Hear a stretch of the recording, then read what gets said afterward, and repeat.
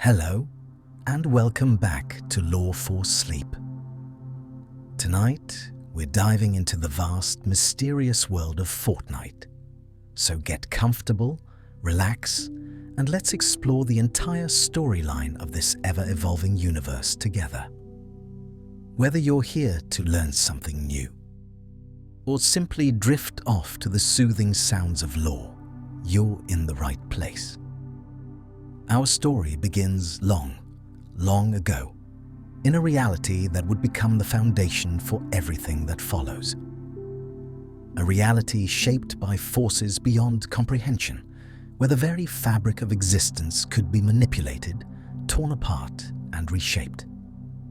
This is the story of the island, the loop, and the eternal struggle for control over all of reality itself. The origin, the 0 point, and the island. At the center of everything lies the 0 point. This isn't just an object or a place.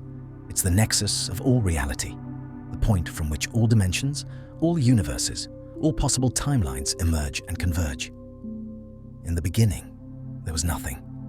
Then, in a burst of pure creation, the 0 point sprang into being.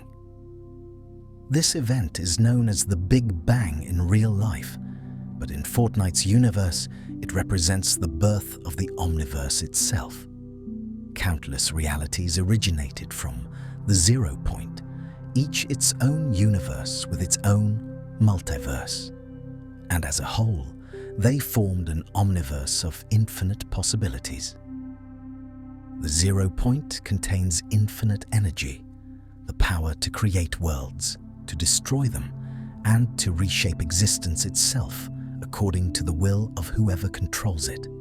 The location of the 0 point is Reality Zero, the origin reality containing this incredible source of power. Over 1,000 years ago, a man named Gino discovered the 0 point.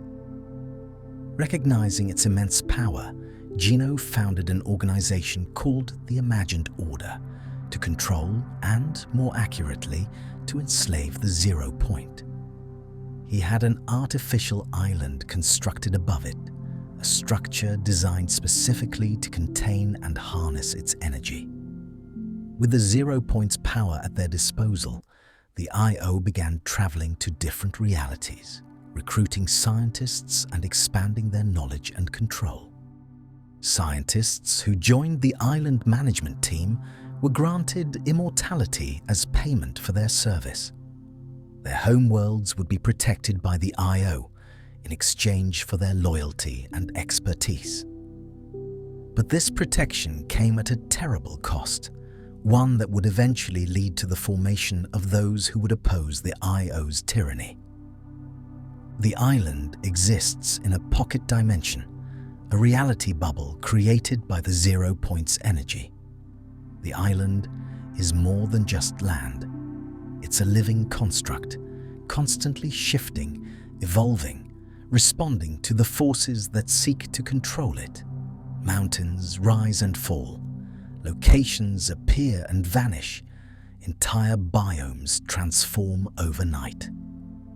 All of this happens because the island is directly connected to the 0 point's power, responding to its energy like a living organism. But the island serves another crucial purpose.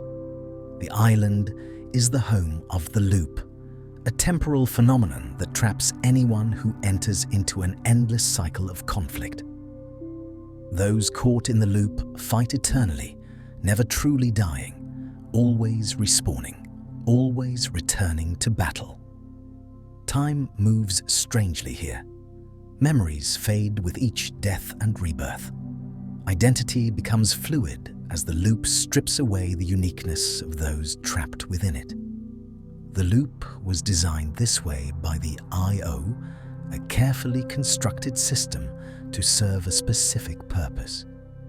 The purpose of the loop is connected to the nature of the 0 point itself. The 0 point is not a stable force. It's reactive, responding to consciousness, to will, to the intentions and desires of those near it. The IO discovered that the 0 point could be stabilized through conflict, through the constant influx of energy generated by combat and competition. The loop wasn't just a prison for those who might threaten the IO's control. It was a mechanism, a machine designed to keep the 0 point contained and controlled through the endless warfare of those trapped within. Every battle, every elimination, every respawn fed energy into the system that kept the 0 point stable and under IO control. Long before any of our modern story began, there were those who knew about the 0 point and sought to harness its power. Ancient civilizations rose and fell on the island, each one attempting to understand and control the energies that flowed through this reality. They left behind temples, ruins, and artifacts, silent witnesses to ambitions that ultimately failed. These ancient peoples would become important again much later in the story, their knowledge and technology rediscovered by those who would challenge the IO's dominance. The imagined order, control and containment. The imagined order, known simply as IO, exists outside the loop, observing it, controlling it, studying it from their hidden facilities. The IO understood what the 0 point was and what it could do, and they made it their singular mission to contain it, to keep its power from falling into what they considered the wrong hands, and to maintain the stability of reality itself according to their vision. The IO was led by Gino, the founder, but the day-to-day operations and enforcement were handled by operatives like Dr. Sloan. Dr. Sloan would become one of the most prominent faces of the IO, a ruthless and calculating leader who believed absolutely in the IO's mission. Hidden, powerful, and utterly devoted to maintaining control over the 0 point, these leaders orchestrated everything from the shadows. The IO established a massive operation around the island, using advanced technology that seemed to blend science and reality manipulation to monitor the loop, to study those trapped within it, and to ensure that no one could escape or interfere with their work. The IO recruited agents from across different realities, offering them immortality and power in exchange for their service. They built facilities both on the island's surface and deep underground, creating tunnels and secret pathways that allowed them to move beneath the island without entering the loop themselves. These facilities housed research labs, containment units, and monitoring stations, all working toward the single goal of maintaining control over the 0 point. They created the storm that enclosed the island, a deadly energy barrier that forced conflict into ever-shrinking circles. The storm wasn't a natural phenomenon, but a carefully designed tool of control. They ensured that those within the loop would continue to fight, to battle, to engage in endless warfare, never quite understanding why they felt compelled to do so. But beneath the surface, there were cracks forming in the IO's perfect system. There were those within the organization who questioned the ethics of enslaving an infinite power source and trapping countless beings in endless combat. And there were those outside the IO who had discovered the island's existence and were preparing to challenge the organization's authority. For a time, this system worked. The IO maintained control. The loop continued its cycle. The 0 point remained contained. Seasons changed on the island. New locations appeared. Battles raged, and all seemed stable. But stability is an illusion when dealing with infinite power, and it was only a matter of time before others would discover the island and seek the 0 point for themselves. The first cracks. Seasons 1 through 3. The earliest seasons of Fortnite were, in many ways, the calm before the storm. The island, known then as Athena, existed in a relatively stable state. Those within the loop fought their battles, unaware of the larger forces at play. Locations like Pleasant Park, Retail Row, Tilted Towers, Dusty Depot, and Tomato Town became familiar battlegrounds. The storm closed in, matches began and ended, and the cycle continued day after day. Players dropped from the battle bus, scrambled for weapons, built structures, and fought to be the last ones standing, all without understanding that their actions were feeding energy into a system designed to contain a cosmic power source. But even in these early days, signs of something larger were emerging.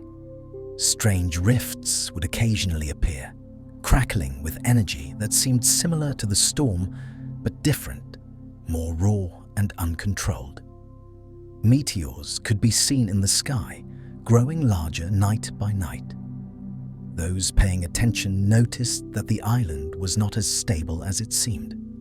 Something was coming, drawn by the 0 Point's power like a moth to flame. Season 2 brought small changes. Winter snow covered portions of the map. New locations appeared. The game was evolving, but the story remained mostly hidden beneath the surface. Players were content with the gameplay loop, not yet aware that the loop meant something far more significant than just the game's core mechanics. Season 3 brought the first major threat that would be visible to everyone. A comet appeared in the sky, growing larger each day until it dominated the horizon. The inhabitants of the island, those few who maintained any awareness within the loop, began placing telescopes around the map, all pointed at the approaching meteor. Camps were established, signs were erected. Everyone could feel that something momentous was about to happen, though none could guess the true significance. During the final days of Season 3, small meteor fragments began crashing into the island during matches, creating explosions and destroying structures. This was a preview, a warning of what was coming. And then, as Season 4 began, the main meteor finally struck. The impact was catastrophic. Dusty Depot, one of the island's most popular locations, was completely destroyed. The meteor created a massive crater called Dusty Divot, scattering debris across a huge area of the map. The impact reshaped the landscape, creating new elevation changes and destroying old pathways. But this wasn't just a random cosmic event. The meteor brought something with it, something that would change everything about the island's story. Hidden within the meteor were fragments of material from beyond the island, perhaps from beyond this reality entirely. The IO immediately moved to contain and study these fragments, establishing a research facility at the crater. Hastily constructed buildings appeared, filled with equipment designed to analyze the meteor's composition. They recognized that something had penetrated their containment, that the island's isolation had been breached for the first time. But by what? And why? The answers would prove more complicated and dangerous than the IO could have imagined. The meteor also brought hop rocks, strange glowing stones that granted those who consumed them the ability to jump higher and move with less gravity. This was the first indication that the meteor contained materials that could interact with reality in impossible ways. The IO tried to control access to these hop rocks, but they were scattered too widely across the island to contain completely. The Visitor and the Rocket, Season 4. Season 4 introduced the world to the Visitor, the first being from outside the loop to actively interfere with the IO's plans. The visitor arrived in a pod that came with the meteor, sealed inside the rock itself. Whether he had directed the meteor's impact deliberately or was merely a passenger escaping some other catastrophe remained unclear. What was clear was that the visitor had a mission, and he possessed technology that rivaled the IO's own. The visitor was different from anyone who had come before. His armor was advanced, covered in technological components that seemed to blur the line between machinery and something more organic. He possessed knowledge of the 0 point and the loop, suggesting he came from a reality where such things were understood. Most importantly, he had a specific goal, one that would either doom the island or save it, depending on one's perspective. The visitor immediately set to work upon his arrival. He was methodical and patient, gathering materials, building equipment, and constructing something massive inside the mountain near Snobby Shores. The IO watched from their hidden monitoring stations, but did not immediately interfere. Perhaps they were curious to see what this newcomer would do. Perhaps they believed they could stop him at any moment. Or perhaps they simply underestimated the threat he represented.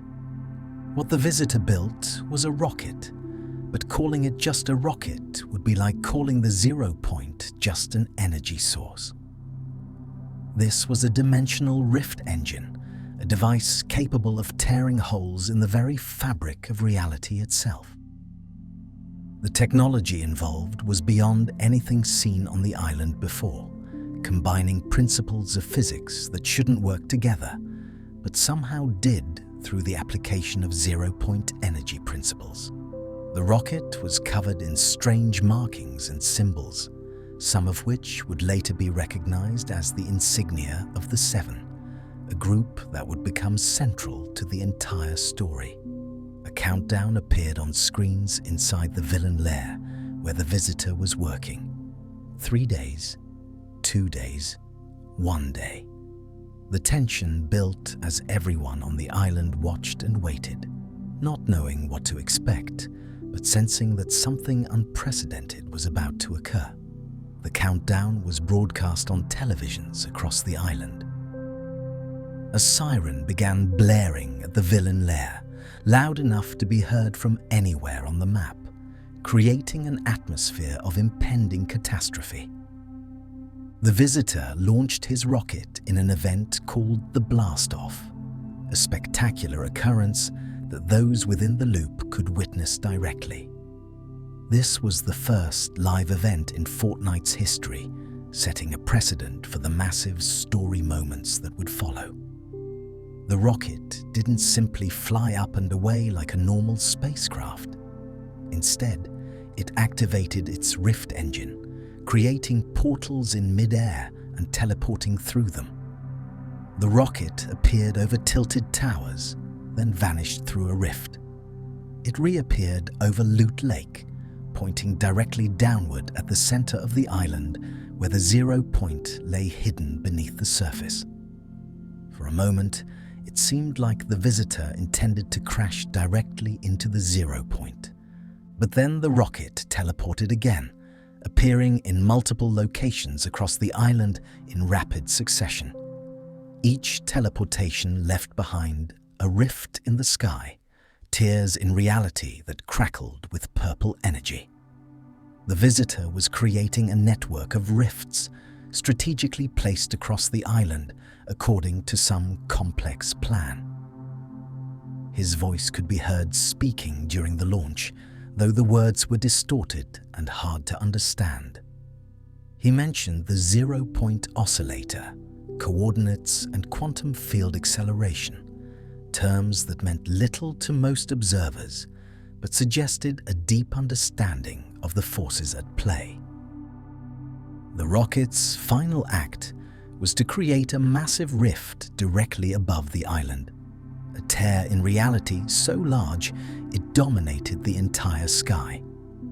This rift would have consequences that reached far beyond anything the visitor might have intended, or perhaps this chaos was precisely what he wanted to achieve. The visitor had succeeded in his mission, though what exactly that mission was remained a mystery. He vanished after the rocket launch, leaving no trace except for his abandoned equipment and the massive rift pulsing with energy above the island. But his impact on the island was undeniable and irreversible. The rift in the sky pulsed with energy, and through it, things began to come through, things that would fundamentally alter the nature of the island and expose the 0 Point's connection to the wider multiverse. The Rift and Its Consequences, Season 5. Season 5, with the tagline "Worlds Collide," was defined by the consequences of the visitor's actions. The massive rift he created became a gateway, pulling objects, structures, and even beings from other times and other realities onto the island. This wasn't a controlled process.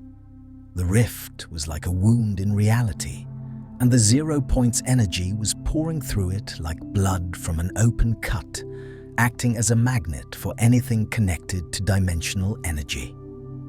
The changes were dramatic and immediate. A western town appeared in the desert region of the map, complete with wooden buildings and dusty streets, as if it had been lifted directly from the American Old West and dropped onto the island. A Viking village materialized on a mountain, bringing with it longships and Nordic architecture. Ancient statues appeared on hilltops, giant stone heads that seemed to watch over the island with blank eyes. Modern buildings, impossible structures, and artifacts from dozens of different time periods and realities began dotting the landscape, creating a patchwork map that made no historical or geographical sense, but somehow existed anyway. These weren't random occurrences, even if they appeared that way. The rift was destabilizing the barriers between realities, and the 0 Point's energy was acting like a gravitational pull on the multiverse itself. Objects with high-dimensional energy signatures, things that existed simultaneously in multiple realities, or had been moved between realities before, were particularly susceptible to being drawn through the rift. The western town might have been pulled from a reality where the Old West never ended. The Viking village could have come from a reality where Norse culture dominated the modern world. Each location told a story of a different possible timeline, a different version of history. The IO worked frantically to contain the situation, but the damage was done. The island's isolation, the careful bubble they had maintained around the 0 Point for over 1,000 years, had been completely shattered in a single event. Worse, the rift was growing more unstable over time, threatening to tear reality apart completely if left unchecked. The organization deployed teams to study the rift and the objects coming through it, trying to find a way to close it, or at least stabilize it, before the entire containment system collapsed. But the rifts brought more than just buildings and objects. They brought individuals pulled from other realities into the loop. New faces appeared on the island, people who had been living normal lives in their own realities before suddenly finding themselves trapped in endless combat. Some adapted quickly, losing their memories to the loop and becoming just another combatant in the endless battle. Others retained fragments of their identities, confused and desperate to understand what had happened to them. Most significantly, the rifts brought the attention of the Cube, an entity that would become central to the unfolding story. The Cube, later affectionately known as Kevin by the community, emerged from the largest rift in the sky and crashed into the desert near Paradise Palms. This massive purple cube, roughly the size of a building, was not a simple object. It was alive, or at least possessed of some form of consciousness or purpose. The cube was not made of any material that existed in normal reality. It seemed to be composed of solidified dimensional energy, matter from between realities given physical form. The cube contained immense energy, and it began moving across the island independently, rolling in specific directions according to some internal guidance system or intelligence. It left behind runes wherever it stopped, 7 in total, each one glowing with the same purple energy that comprised the cube itself. These runes were not decorative. They were markers, coordinates, points in a geometric pattern that covered the entire island. The cube was preparing something, following a plan that had been set in motion long before it arrived. The IO was deeply alarmed by the cube's appearance. This was something they had not anticipated, something beyond their control and possibly beyond their understanding. They attempted to study it, sending drones and deploying sensors around it, but the cube's energy interfered with their equipment. They tried to stop it from moving, constructing barriers and obstacles in its path. But the cube simply rolled over or through anything placed in front of it, demonstrating power that suggested it drew energy from the same source as the 0 point itself. The cube followed its own agenda, stopping at 7 specific locations to create its glowing runes. Each rune was placed with deliberate precision, as if the cube was constructing a massive symbol or spell across the entire surface of the island. Scientists within the IO began to recognize the pattern. The runes formed a geometric shape when viewed from above, a pattern that corresponded to certain theoretical models of dimensional anchoring. The cube wasn't just moving randomly, it was establishing anchor points for something, preparing the island for a transformation or an arrival. After creating all 7 runes, the cube made its way to Loot Lake, the body of water at the center of the island. Loot Lake had always been significant in the island's geography, sitting directly above where the 0 point was buried beneath layers of rock and earth. The cube didn't stop at the edge of the lake. It rolled directly into the water and began to sink, lowering itself beneath the surface, as if the lake was much deeper than it appeared. Then something impossible happened. The cube dissolved, its solid matter transforming into liquid energy that spread throughout the entire lake. The water of Loot Lake turned purple, glowing with the cube's energy. But it wasn't water anymore. The lake had become a bouncy, semi-solid substance, a gel-like material that players could walk on and bounce across. The transformation was complete, and the lake now pulsed with dimensional energy, having been converted into something that existed partially in multiple realities at once. The small island in the center of Loot Lake, which held a small building, began to move. It lifted off the surface of the transformed lake, floating in mid-air held aloft by the cube's energy. This wasn't simply levitation. The cube was manipulating gravity itself, or perhaps more accurately, it was manipulating the island's connection to reality, making the island in the lake exist slightly outside of normal physical laws. The Floating Island and the Butterfly, Season 6. Season 6, themed around darkness rising, saw the floating island drift across the map, carrying what appeared to be the reconstituted cube with it. The cube had reformed, pulling itself back together from the liquid energy it had become. Now sitting at the floating island's center, like a dark heart pulsing with power. The island's journey was not random wandering. It was revisiting each location where the cube had placed a rune, returning to the markers it had established during its roll across the island. The sight was otherworldly. A chunk of land floating hundreds of feet in the air, drifting slowly across the sky, visible from anywhere on the island. The cube sat at its center, rotating slowly, humming with energy that could be felt as much as heard. As the floating island approached each rune location, something remarkable happened. The rune would activate, glowing brighter and brighter until a beam of purple energy shot upward, connecting the rune to the floating island and the cube above. The energy would flow from the ground into the cube, charging it, feeding it, preparing it for whatever came next.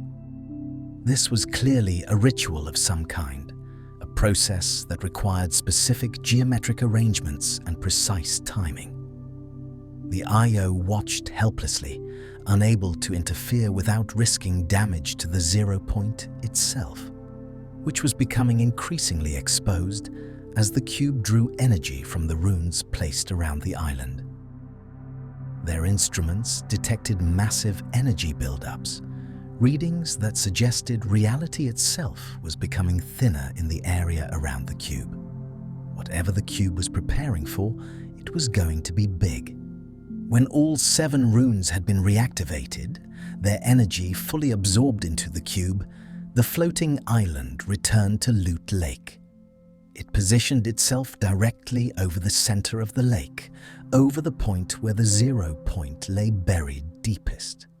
The cube began to crack, fissures of brilliant purple light spreading across its surface. Energy leaked out through these cracks, more energy than should have been able to fit inside the cube's physical volume, suggesting it had been storing power in dimensional space, in pockets of reality connected to, but not contained by its physical form. The IO knew something catastrophic was about to happen, but they were powerless to stop it now. The process had gone too far. The energy buildup was too great. They could only watch and prepare for whatever came next, hoping that their containment systems would hold when the cube finally released all its stored power. Those within the loop watched as the cube shattered completely, exploding in a blast of energy that should have destroyed everything nearby, but instead did something far stranger. The cube's energy created a temporary rift to another dimension, a beautiful white void filled with floating fragments of reality, like islands in an empty sea. Everyone on the island was pulled into this space simultaneously, their consciousness transported even though their physical bodies remained on the island. This was a moment outside the loop, a break in the cycle that had never happened before. They experienced a moment of collective consciousness, all beings on the island connected through the cube's energy, sharing a single moment of existence outside the endless combat. For the first time since being trapped in the loop, everyone was aware of something beyond the cycle of death and respawning. They could feel each other's presence, not as enemies, but as fellow travelers trapped in the same prison.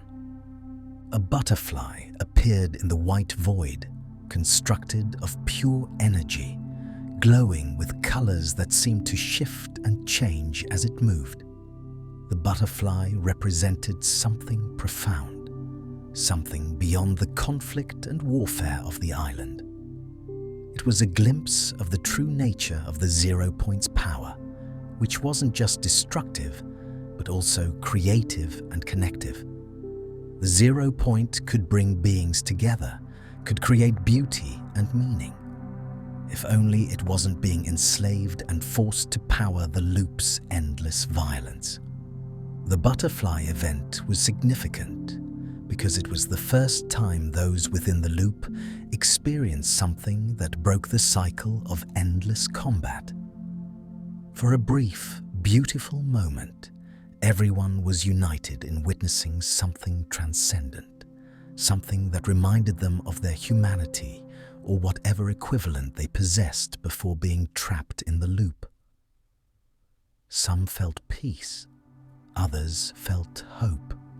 A few felt terror at glimpsing something so far beyond their understanding. But everyone felt something, and that sensation of genuine emotion was itself a crack in the IO's perfect system. Then, as quickly as it began, it ended. Reality snapped back with a jolt that could be felt across the entire island. Everyone returned to their physical forms, back in the loop, back to the endless cycle. But something had changed. The experience couldn't be fully erased by the loop's memory-dampening effects. A residue remained, a feeling that something important had just happened, even if the details were fuzzy. The landscape had transformed during the event. Loot Lake was now a crater, the water gone, replaced by a depression in the earth. And at the bottom of that crater, exposed for the first time in over 1,000 years, was the 0 point itself. It appeared as a glowing orb of energy contained within a hastily constructed structure that the IO must have built during the moment of transition. The 0 point was no longer hidden beneath layers of rock and earth. It was visible, exposed, vulnerable. The IO moved quickly to secure the area, establishing a perimeter and deploying advanced containment systems. But everyone who had been on the island during the butterfly event now knew that something incredibly important and powerful was located at the center of Loot Lake. The secret was out. The 0 point's location was no longer hidden, and that knowledge would attract exactly the kind of attention the IO had been trying to prevent for over 1,000 years. The Ice King and the Prisoner, Season 7. With the 0 point exposed but contained within the IO's new structures, the island entered a period of uneasy stability. The IO worked around the clock to reinforce their containment, knowing that the exposure of the 0 point would attract beings from across the multiverse who sought its power. They didn't have to wait long. Season 7 brought ice and snow to a large portion of the island, along with the Ice King, a powerful entity who brought winter itself as his herald. The Ice King arrived in a massive iceberg that crashed into the southwestern portion of the island, bringing with it a polar environment complete with frozen landscapes, glaciers, and caves of ice. The iceberg contained a castle, an enormous fortress of ice and stone that became known as Polar Peak. This was no ordinary castle. It was ancient, perhaps as old as the island itself, containing architecture and symbols that suggested the Ice King came from a time long before the current era. The Ice King was more than just a seasonal antagonist or a powerful individual. He possessed ancient magic, power that predated even the IO's advanced technology. Magic that drew from fundamental forces of the universe rather than technological manipulation. His ice powers could flash freeze entire regions, could create armies of ice creatures from nothing, could transform living beings into frozen statues with a gesture. This was power on a scale that suggested the Ice King might be older than current civilization, a survivor from an age when magic and the 0 point's power were more directly accessible. The Ice King's motives for coming to the island remained unclear for much of the season. Did he seek to claim the island for himself, to establish a frozen kingdom under his absolute rule? Was he trying to protect something, perhaps to freeze the 0 point to prevent others from accessing it? Or was his arrival simply his nature manifesting, bringing winter wherever he went like a force of nature given consciousness? The I.O. wasn't sure, and that uncertainty made him dangerous. But the iceberg contained more than just the Ice King and his castle. Trapped deep within the ice, imprisoned in frozen suspension, was the prisoner, a being of fire and lava who represented the Ice King's opposite in every way. Where the Ice King was cold, calculating, and controlled, the prisoner was hot, chaotic, and passionate. Where the Ice King brought winter and stillness, the prisoner brought summer and volcanic activity. They were enemies, two ancient beings locked in an eternal conflict that predated their arrival on the island. As the season progressed, the prisoner began to break free from his icy prison. His fire magic, diminished by centuries or millennia of imprisonment but not extinguished, slowly melted the ice around him. First, a hand emerged, then an arm, then his head. Each stage of his emergence was visible to players exploring the iceberg's caves, creating a sense of building tension as this unknown force worked toward freedom. The Ice King seemed aware of the prisoner's awakening and redoubled his efforts to freeze the entire island, perhaps trying to prevent his ancient enemy from fully escaping. The conflict between ice and fire played out across the island in subtle ways that most caught in. The loop didn't fully understand but could feel the effects of. The I.O. watched and waited, trying to determine if either being represented a direct threat to the 0 point, or if they were simply two ancient entities whose conflict happened to take place on the island. They prepared contingencies for both possibilities, ready to intervene if either the Ice King or the prisoner made a move toward the exposed 0 point. Eventually, the prisoner fully escaped his icy prison.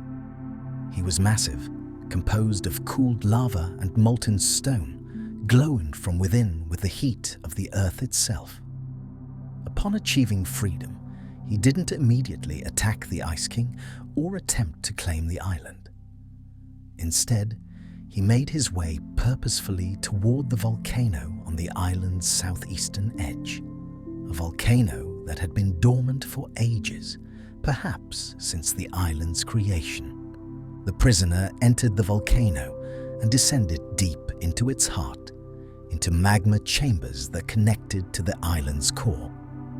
There, he began to work, using his fire magic to stoke the volcano's inner fires, to build pressure, to prepare for something catastrophic. The Ice King, perhaps sensing what his ancient enemy intended, unleashed a massive winter storm across the island, freezing everything in a desperate attempt to prevent what was coming. But the prisoner's plan was already in motion, and fire eventually overcomes ice. The volcano erupted with devastating force, sending chunks of molten rock flying across the island. Several locations were destroyed or severely damaged by the eruption. Retail Row, one of the island's most popular shopping districts, was partially buried under cooling lava flows. Tilted Towers, the iconic urban center that had survived so much already, was struck directly by a massive boulder of volcanic rock that destroyed several buildings. But the most significant damage was to the I.O.'s containment systems around the 0 point. The volcanic eruptions sent shockwaves through the ground, shaking the very foundations of the island. These shockwaves damaged the structure containing the 0 point, creating cracks in the containment sphere that allowed energy to leak out in visible streams. The IO's worst fears were being realized.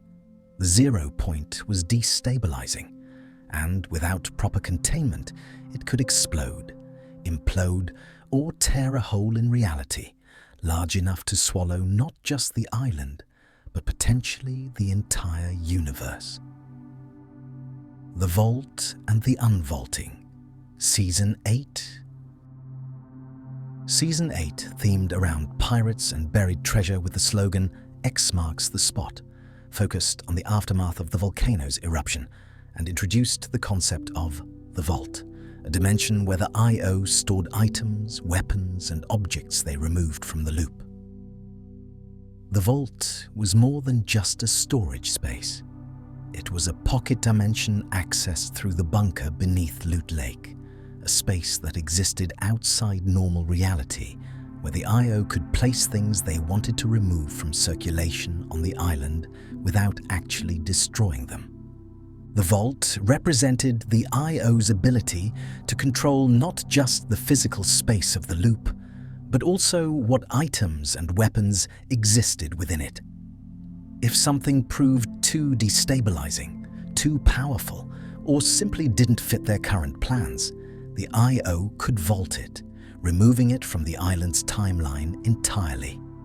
Players noticed weapons and items disappearing between seasons, not understanding that this was an in-universe action by the IO rather than simply game balancing by the developers. But the damage to the 0 point's containment was growing more severe with each passing day. The structure the IO had built to contain the exposed 0 point was failing. Cracks appeared in the sphere, spreading like spider webs across its surface. Energy leaked out through these cracks, purple-white light that pulsed with power. The IO's technicians worked desperately to repair the damage, but every patch they applied seemed to hold for shorter periods before breaking down under the strain of containing infinite energy. The IO knew they had a crisis on their hands that was spiraling out of their control. If the 0 point became fully exposed and unstable, the consequences would be unthinkable. The energy release could destroy the island instantly, but that would be the least of the problems. An uncontrolled 0 point could create a chain reaction, tearing apart the barriers between all realities, causing them to collapse into each other in a multiversal catastrophe that would unmake creation itself. Everything the IO had worked for over 1,000 years, their entire purpose for existence, would be undone. In a desperate and unprecedented move, the IO decided to try something they had never done before. They would give those trapped in the loop a choice, a measure of agency, in hopes that this might somehow stabilize the situation. It was a long shot based on theories about the 0 point responding to consciousness and collective will, but they were running out of options. The IO organized an event called the Unvaulting, where people within the loop could vote on what item would return from the vault. This was more than just a democratic exercise or a way to engage players. It was the IO testing a hypothesis about the 0 point's nature. If the 0 point responded to consciousness and will, and if those trapped in the loop represented a massive collective consciousness constantly interacting with the 0 point's energy, then perhaps giving them agency might create a stabilizing feedback loop. Perhaps allowing them to choose might balance the chaos threatening to tear everything apart. The event culminated in a massive gathering at Loot Lake, where the vault was opened and people were pulled inside to witness the voting results. But while this was happening above, something terrible was occurring below. The volcano erupted again, but this time it was clear that this wasn't a natural eruption or even the prisoners' doing. Something had been sleeping inside the volcano, something attracted by the 0 Point's energy and awakened by its destabilization. A monster emerged from the lava, massive beyond comprehension.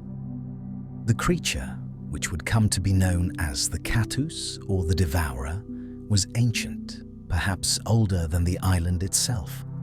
It was drawn by the 0 Point's exposed energy, attracted to it like a predator sensing wounded prey.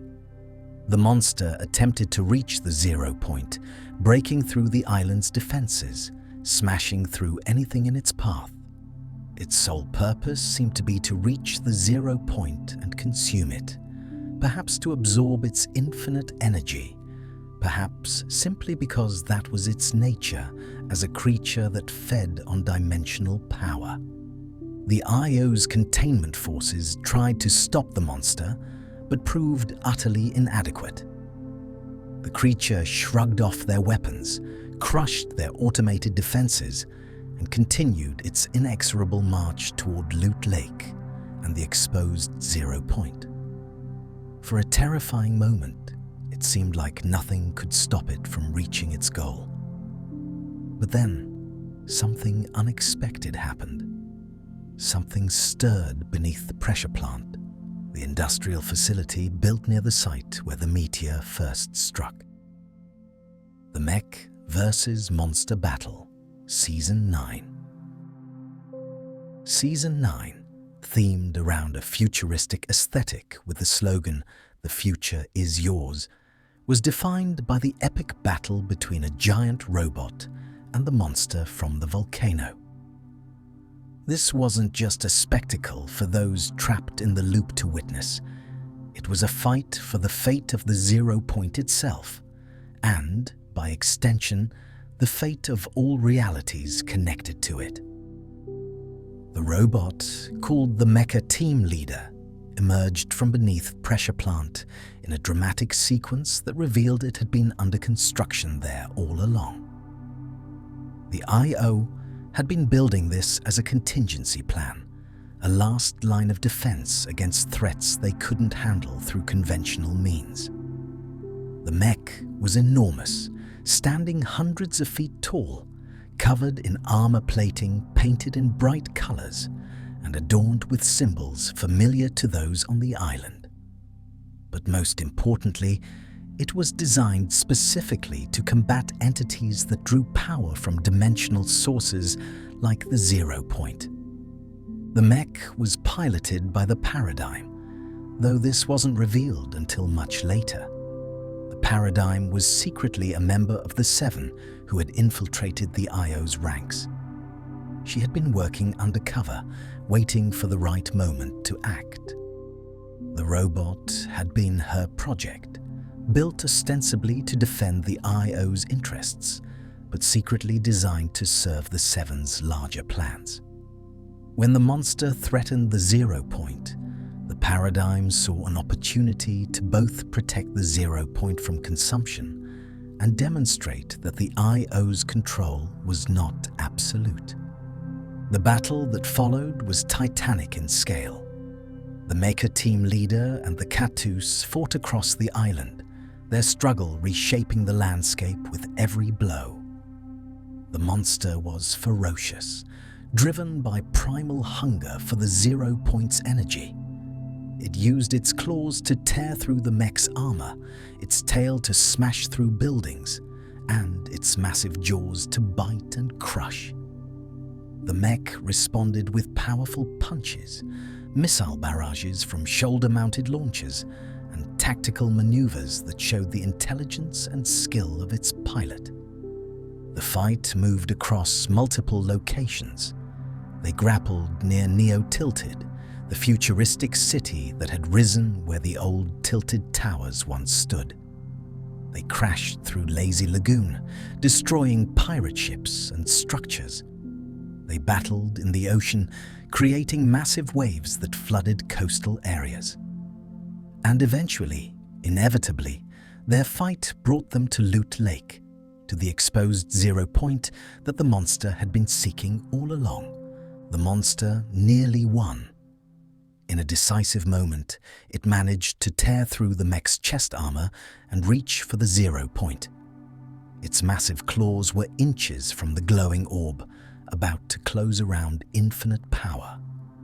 If it had succeeded, if the monster had absorbed the 0 point's energy, the consequences would have been catastrophic. But the paradigm had one final trick prepared. The mech's pilot activated every power source on the island simultaneously, overloading the power grid of Neo Tilted and channeling all that energy into the robot. The mech reached down and grabbed a massive sword, but this wasn't an ordinary blade. It was a weapon formed of pure energy, powered by the electricity from an entire futuristic city. The sword crackled with power, glowing with brilliant blue-white light. With this energy blade, the mech struck the monster down in a single devastating blow, stabbing it through the chest and out through its back. The creature roared, a sound of pain and rage that echoed across the entire island. It thrashed and struggled, but the energy coursing through the blade was too much. The monster died, its massive form going still, collapsing at the edge of Loot Lake. The 0 point had been saved, the threat neutralized, and the day won. But the victory came at a terrible cost. The monster's final attack, its death throes, and the massive energy expenditure required to power the sword had all contributed to further damaging the 0 point's containment. The sphere that held it was now covered in cracks, barely holding together. Energy poured out in visible streams, creating a constant aurora of light above Loot Lake. The IO worked frantically to repair the damage, deploying every resource they had. But they were fighting a losing battle. The containment was failing, and nothing they did seemed able to stop the inevitable collapse. Worse, the death of the monster had sent shockwaves through the dimensional barriers around the island. The creature had been ancient and powerful, connected to forces beyond normal reality. Its death released energy that interacted with the 0 point's already unstable state, creating a feedback loop that accelerated the breakdown of containment. The IO's scientists calculated that they had months, maybe weeks, before the 0 point would breach containment completely. They scrambled to develop solutions, to create new containment technologies, to find any possible way to prevent the catastrophe they saw approaching. The Meteor and the End, Season 10. Season 10 arrived with the ominous subtitle Season X, and its slogan, Out of Time, proved prophetic. The 0 point's instability was now causing severe temporal anomalies across the island. Rifts in time began appearing, creating zones where the past bled through into the present. This wasn't like the dimensional rifts from Season 5 that brought things from other realities. These were temporal anomalies that brought moments from the island's own history back into existence. Dusty Depot returned, appearing exactly as it had before the meteor strike, complete with the same buildings and layout. Players could drop into Dusty Depot one match, only to find it gone, and Dusty Divot in its place the next match. Risky Reels, the drive-in movie theater that had been replaced by a different location, suddenly reappeared. The island was experiencing temporal echoes, moments from its own past overlapping with the present in ways that violated causality and logic. These weren't stable manifestations. The locations would flicker in and out of existence, sometimes appearing perfectly normal, sometimes appearing as ghostly, half-real versions of themselves. Players walking through these areas reported strange sensations, feelings of déjà vu, and occasionally glimpses of events from previous seasons playing out like recordings. The IO's instruments detected massive chronological distortions, readings that suggested the island's timeline was beginning to fragment under the strain of the 0 point's instability. But the most significant return was that of the visitor. He came back to the island, but this time he wasn't alone. The visitor brought with him the scientist, another member of the Seven. The scientist arrived in a separate meteor that crashed near Dusty Depot, paralleling the visitor's original arrival, but with key differences. This meteor was smaller, more controlled, clearly aimed rather than simply following a ballistic trajectory. The scientist emerged from his pod and immediately began communicating with the visitor, using technology that the IO couldn't intercept or decode. Together, the visitor and the scientist began working on something massive, something that would either save the island from the 0 point's collapse or destroy it trying. They built another rocket, but this time their goal wasn't to create rifts or escape the island. Their goal was to freeze the 0 point in time, to create a temporal stasis field that would prevent it from exploding and taking all of reality with it. It was an incredibly risky plan, manipulating time itself around an object of infinite power, but it was the only plan they had that might actually work. The construction happened in multiple locations across the island. The scientist set up a base at Dusty Depot, where he worked on the rocket's temporal manipulation systems. The visitor modified his old lair, rebuilding the systems he had used to launch the first rocket, but upgrading them with knowledge gained from years of studying the 0 point and temporal mechanics. They needed to launch multiple rockets simultaneously, creating a network of temporal fields that would converge on the 0 point at precisely the same moment.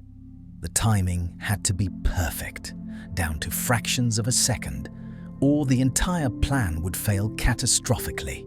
7 launch sites were established across the island, each one containing a rocket. The number 7 was significant, resonating with the structure of reality itself and with the Seven's own organizational identity. These weren't just random locations either. They were positioned according to geometric principles that related to how reality was structured, forming a pattern that would create maximum stability when activated. The IO knew something was happening, but found themselves in an impossible position. They couldn't stop the Seven's plan because they had no better alternative. Their own containment had failed, their technology proven inadequate to handle the 0 point's instability. If they interfered with the 7, they might prevent the only chance anyone had of saving reality from complete collapse. So they watched, monitored, and prepared for whatever came next, knowing that the fate of everything hung in the balance. The final showdown event, later called The End, was the culmination of everything that had happened since Season 1. 7 rockets launched simultaneously from different locations around the island, each one leaving a trail of energy behind it. But these rockets didn't simply fly toward the 0 point. They teleported through rifts in space and time, weaving an incredibly complex pattern through the sky above the island. The rockets appeared and disappeared, creating a web of energy that grew more intricate with each passing moment. They were building a temporal cage, a prison of frozen time that would trap the 0 point in a single moment, preventing it from changing, from exploding, from existing in any state except the exact state it was in when the cage activated. The technology involved was beyond anything the IO had developed, suggesting that the Seven had access to knowledge from civilizations far more advanced than anything existing in current reality. For a moment, it seemed like the plan was working. The temporal cage began to form, visible as a shimmer in the air around the 0 point, like heat distortion, but with an otherworldly quality. The rocket's energy beams all converged on the 0 point, creating a network of glowing lines that pulsed with power. The 0 point's erratic fluctuations began to slow, its energy output stabilizing as the temporal field took effect. But the 0 point was too unstable, and its power was simply too great. The temporal cage couldn't contain infinite energy, couldn't freeze in time something that existed partially outside of time. Instead of being contained, the 0 point did something that no one had anticipated, something that shouldn't have been possible according to any theory of physics or dimensional mechanics. It exploded inward, creating an implosion rather than an explosion, a singularity that pulled everything toward it rather than pushing everything away. This wasn't fire or force. It was an implosion of reality itself. Everything froze first, time stopping across the entire island. Those within the loop found themselves suspended in mid-action, unable to move, unable to think, caught in a moment that stretched into eternity. Then that moment collapsed, falling into itself as the 0 point pulled all of reality toward its core. A black hole formed, but not a black hole in the astronomical sense. This was a hole in reality itself, a point where existence ceased and only the 0 point remained. The entire island was consumed, pulled into the black hole and erased from existence. The IO's facilities, both above and below ground, vanished. The ancient ruins, the locations players had fought in for 9 seasons, the very landscape itself, all of it was pulled into the singularity and unmade. Everyone on the island, every being trapped in the loop, was caught in the collapse. They weren't killed in any traditional sense. They were erased, removed from existence as reality itself failed around them. The experience of being pulled into the black hole was beyond description, beyond comprehension, a moment that lasted both no time at all and forever simultaneously. The game became unplayable. Players attempting to log into Fortnite saw only a black hole, with numbers occasionally appearing and disappearing around its edge. This wasn't just a loading screen or a cutscene. The game was genuinely inaccessible, the servers running, but displaying only the black hole. For 2 days, the entire world watched as Fortnite remained in this state. News articles were written about it. It became a global phenomenon, with millions of people watching the black hole on Twitch and YouTube, waiting to see what would happen next. During those 2 days, something occurred within the black hole, within that space where reality had collapsed around the 0 point. The 0 point, relieved of the burden of maintaining the loop and the island structure, began to reform. It started to rebuild reality, but not the same reality. It created something new, a fresh start, a chance to correct the mistakes and damage that had accumulated over centuries of the IO's manipulation. When the black hole finally collapsed, when the singularity released its grip on reality, what emerged was not the old island, but something entirely new.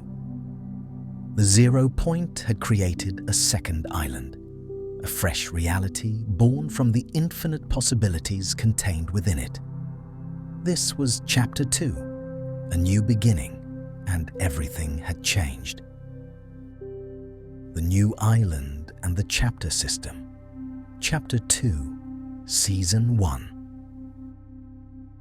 When Fortnite returned after the Black Hole event, everything about the game and its world had fundamentally changed.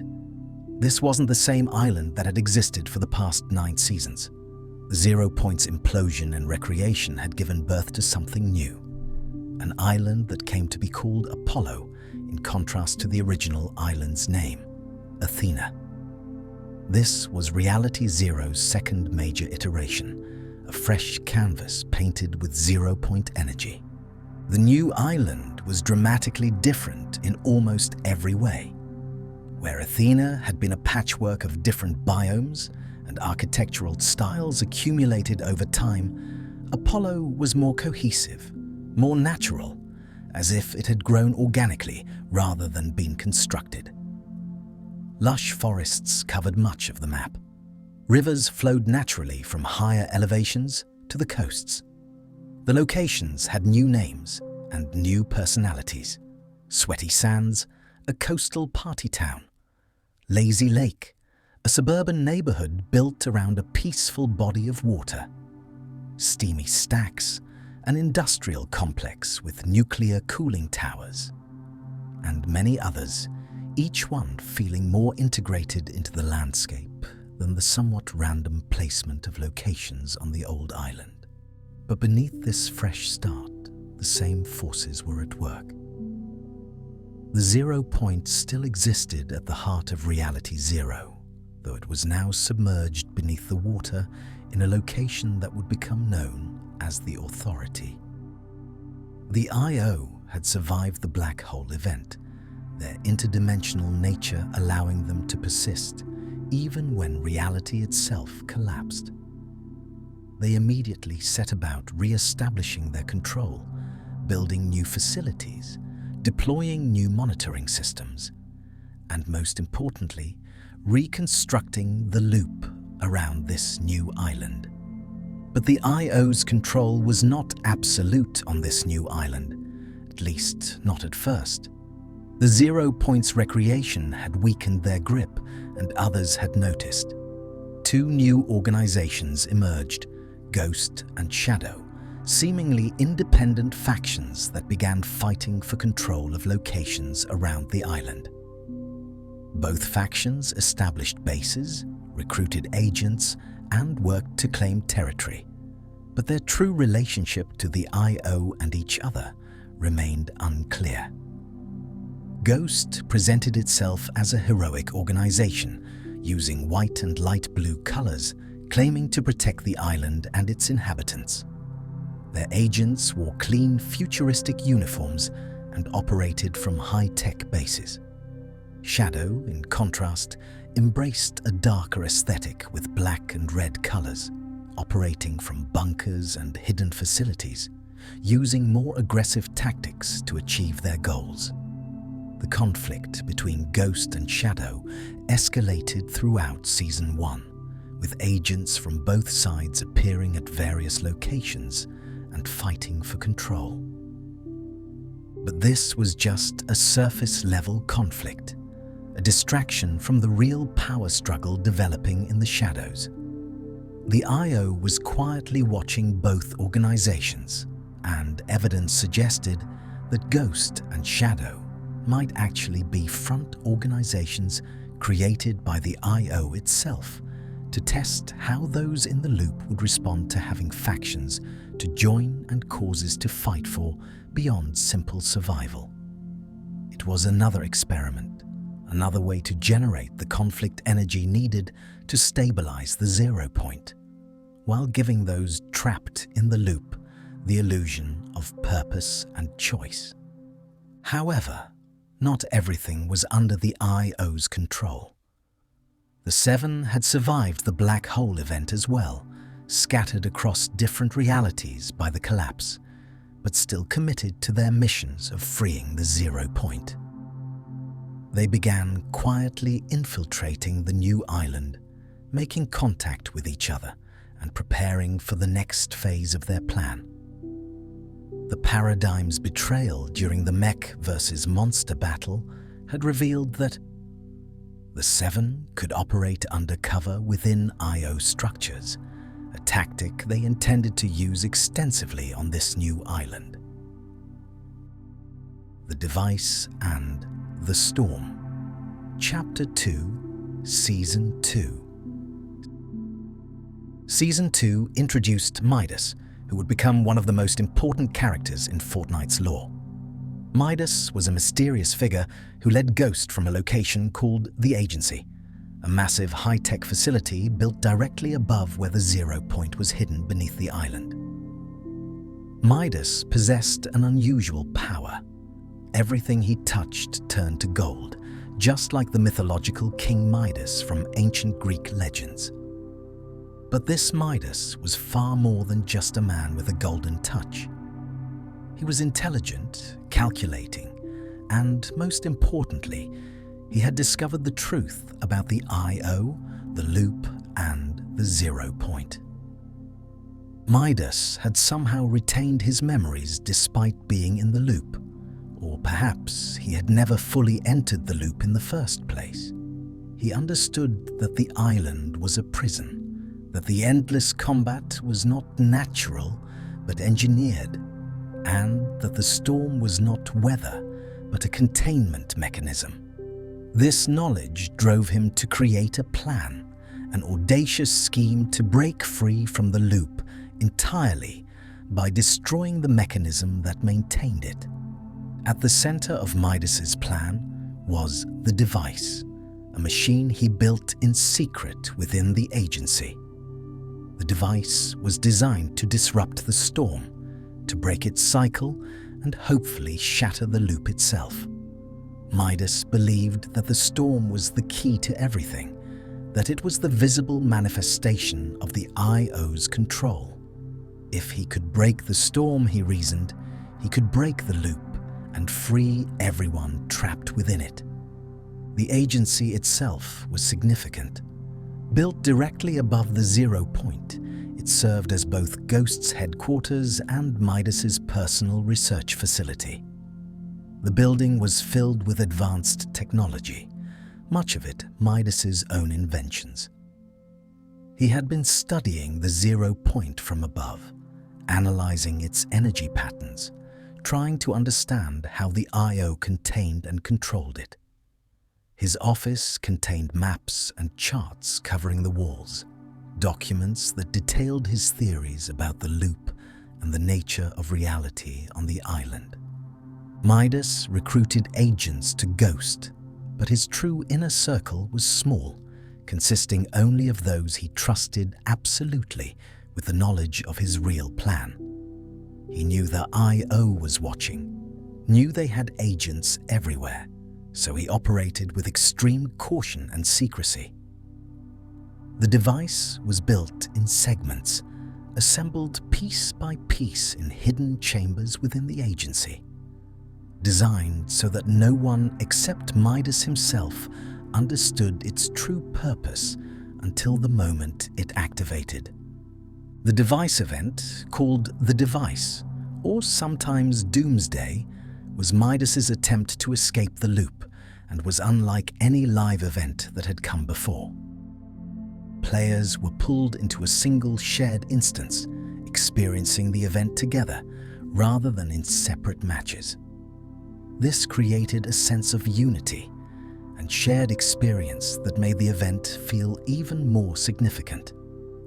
When Midas activated the Device, massive robotic arms emerged from the water around the Agency, rising up like mechanical leviathans. These weren't just for show. They were energy projectors, designed to broadcast a signal that would interfere with the storm's fundamental frequency. The Device sent out powerful electromagnetic pulses that rippled across the island, visible as waves of distortion in the air. The storm responded immediately, but not as the IO had programmed it. The Device's interference caused the storm to behave erratically. It pushed back, retreating from the island's center rather than closing in. For a few glorious moments, it seemed like Midas had succeeded. The storm was breaking, the sky was clearing, and those within the loop could see the walls of the storm in the distance, like massive barriers of energy holding back an ocean. But then something appeared in the sky above. A massive ball of lightning formed, crackling with energy and clearly unnatural.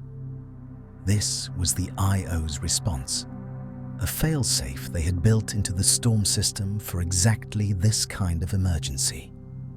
The ball of lightning descended, targeting the device directly, attempting to overload and destroy it before it could complete Midas's plan.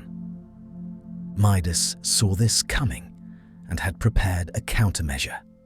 The device redirected its energy, not trying to fight the lightning directly, but instead channeling it, controlling it, using the IO's own power against them.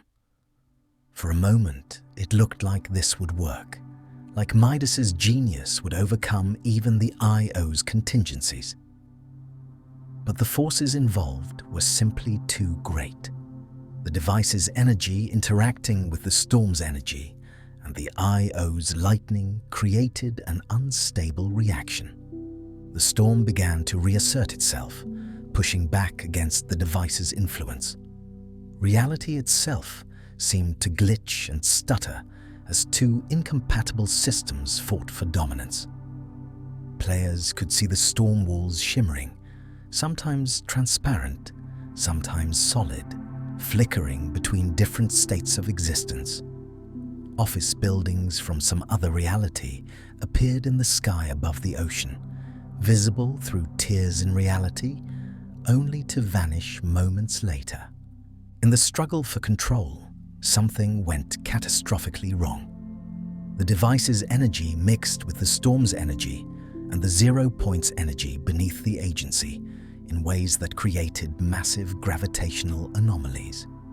Water from the ocean was pulled upward, forming massive pillars and walls of water held in place by impossible forces. These water walls formed a sphere around the entire central area of the island, visible from anywhere on the map as a giant dome of suspended ocean.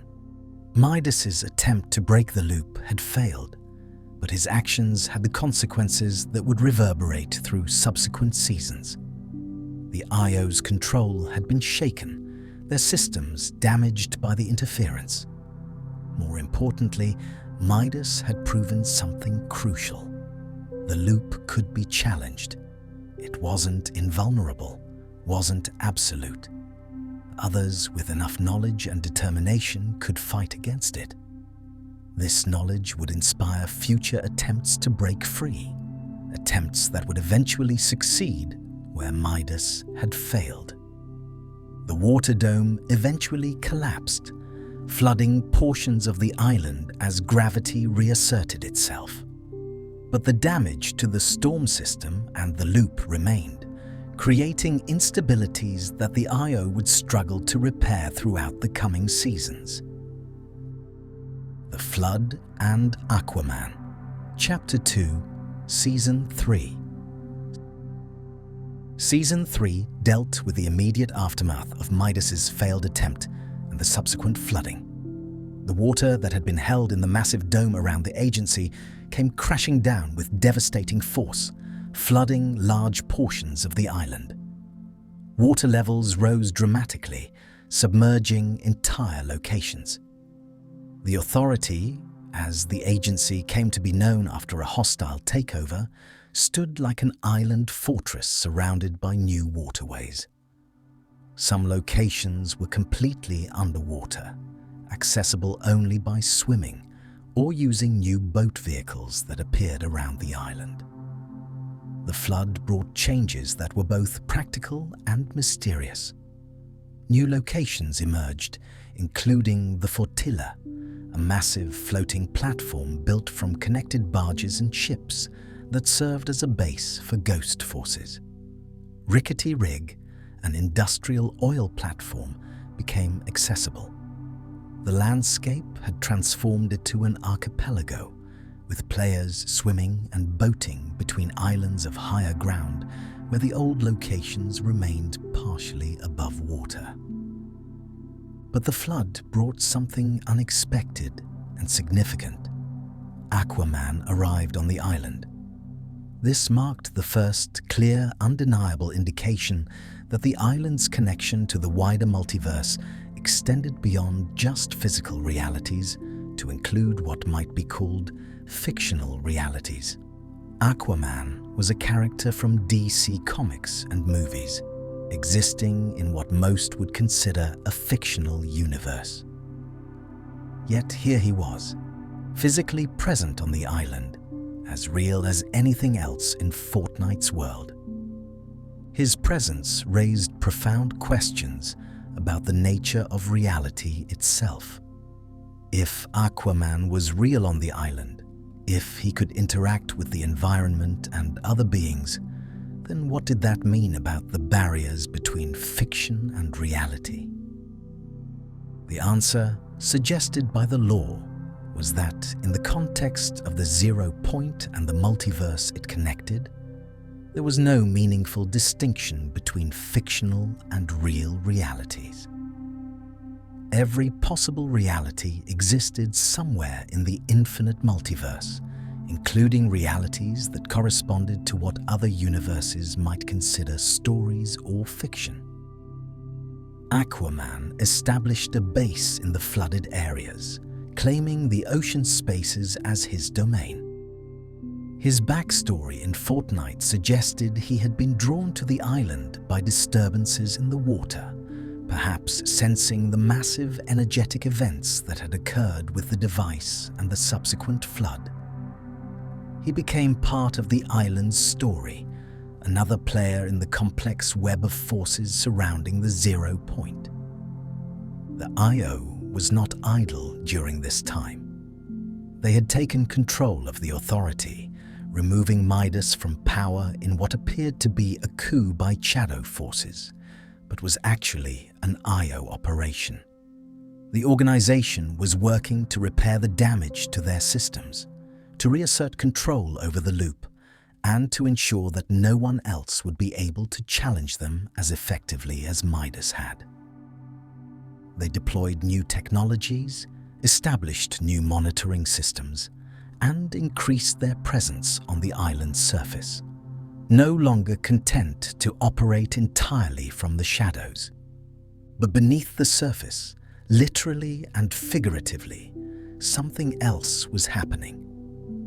The Seven were regrouping, making contact with each other across the multiverse, preparing for their next move. They had seen Midas's attempt fail, but had learned from it. They understood now that breaking the loop would require more than just disrupting the storm. They would need to strike at the heart of the IO's power, to take control of the 0 point itself, or to free it from the IO's grasp entirely. The Return of Thor and Galactus, Chapter 2, Season 4. Season 4 brought something unprecedented to Fortnite, a full crossover with the Marvel Universe. But this wasn't just characters appearing as skins or cosmetic additions. This was a full narrative integration, with the Marvel Universe's storyline becoming intertwined with Fortnite's own lore. It began with Thor, the god of thunder, arriving on the island with a dire warning. Galactus was coming. Galactus, the devourer of worlds, was one of the most powerful entities in the Marvel Universe, a cosmic being who consumed entire planets to sustain his existence. He had somehow sensed the 0 point's energy across dimensional barriers, detected its infinite power, and set his course for reality 0. His hunger was unending, and the 0 point represented the ultimate meal, enough power to sustain him perhaps forever. If Galactus succeeded in reaching and consuming the 0 point, not only would reality 0 be destroyed, but the resulting explosion of uncontrolled energy could tear apart the fabric of the entire multiverse. Thor's arrival was not gentle.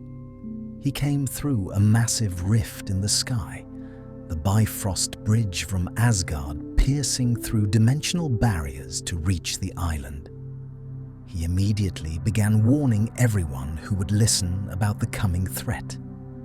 But those trapped in the loop had difficulty retaining the information, their memories of Thor's warnings fading as the loop tried to reassert control.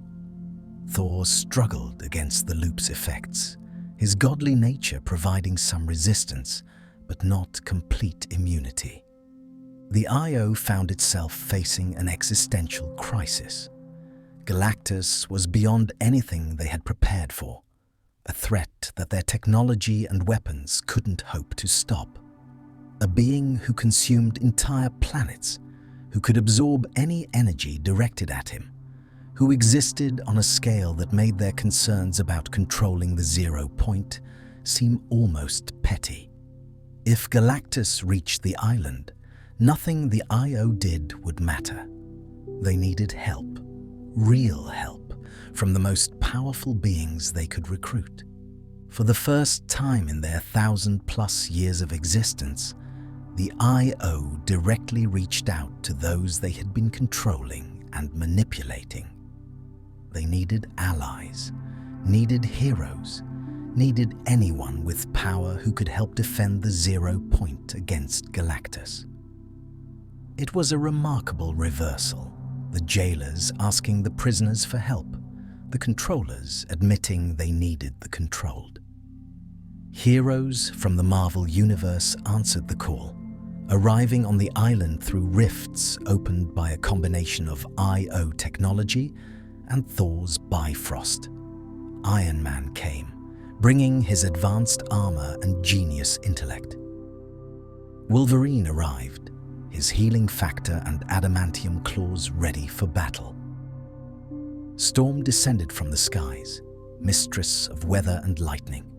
She-Hulk, Groot, Doctor Doom, and many others appeared, each bringing their unique powers and abilities. The island became host to some of Marvel's most iconic heroes and villains, all united by the common threat of Galactus. Tony Stark, Iron Man, immediately began analyzing the island's technology. His genius allowed him to understand quickly that he was dealing with something far beyond even his advanced scientific knowledge. The 0 point was a power source that operated on principles that challenged everything he thought he knew about physics and reality. But understanding what it was and understanding how to defend it against Galactus were two different challenges. Stark Tower appeared on the island, a massive skyscraper that Iron Man constructed with startling speed, possibly using technology brought from his universe, or perhaps tapping into the island's reality-manipulating properties. The tower became a command center, a place where the heroes could gather, strategize, and prepare for Galactus's arrival. Stark worked with the Io's scientists, a collaboration that would have been unthinkable under normal circumstances, sharing knowledge and developing weapons that might be able to slow down or stop the Devourer. The season progressed with everyone preparing for the battle they knew was coming. Quinjet patrol sites appeared around the island, bringing advanced Stark technology. Heroes established bases and testing grounds. The Io deployed experimental weapons, devices they had been developing but never had reason to use. Everyone could feel Galactus approaching, his presence in the distance like a growing storm on the horizon. And then he arrived. Galactus appeared in the sky above the island, and his size was incomprehensible. He was larger than mountains, larger than any conceivable building or structure. He stood in the ocean surrounding the island, and the waters only came up to his knees. His helmet alone was the size of cities. His presence warped reality around him, space bending under the strain of containing something so massive and powerful. Galactus reached toward the island, toward the 0 point he could sense beneath the surface. He didn't speak, didn't threaten, didn't negotiate. He simply reached, intent on feeding his eternal hunger. This triggered the Galactus event, perhaps the most spectacular live event in Fortnite's history. Every player on the island at the time was recruited into the battle. They were pulled out of the loop's normal cycle and given a mission: pilot battle buses directly at Galactus and attack him with weapons powered by the 0 point's energy. It was desperate, it was dangerous, and it was the only chance anyone had. The IO had created weapons that could channel 0 point energy, turning the very power Galactus sought into a weapon against him. The battle was intense and chaotic. Dozens of battle buses flew at Galactus like gnats attacking a giant, firing beams of 0 point energy. The energy weapons could hurt him, could damage him, but he was so vast that even significant wounds seemed small on his cosmic scale. He swatted at the battle buses, destroying many of them, but they kept coming, respawning and returning to the attack like a swarm that couldn't be dispersed. Heroes from Marvel fought alongside the battle bus pilots, attacking Galactus from the ground and air. Thor struck with lightning. Iron Man fired repulsor beams. Wolverine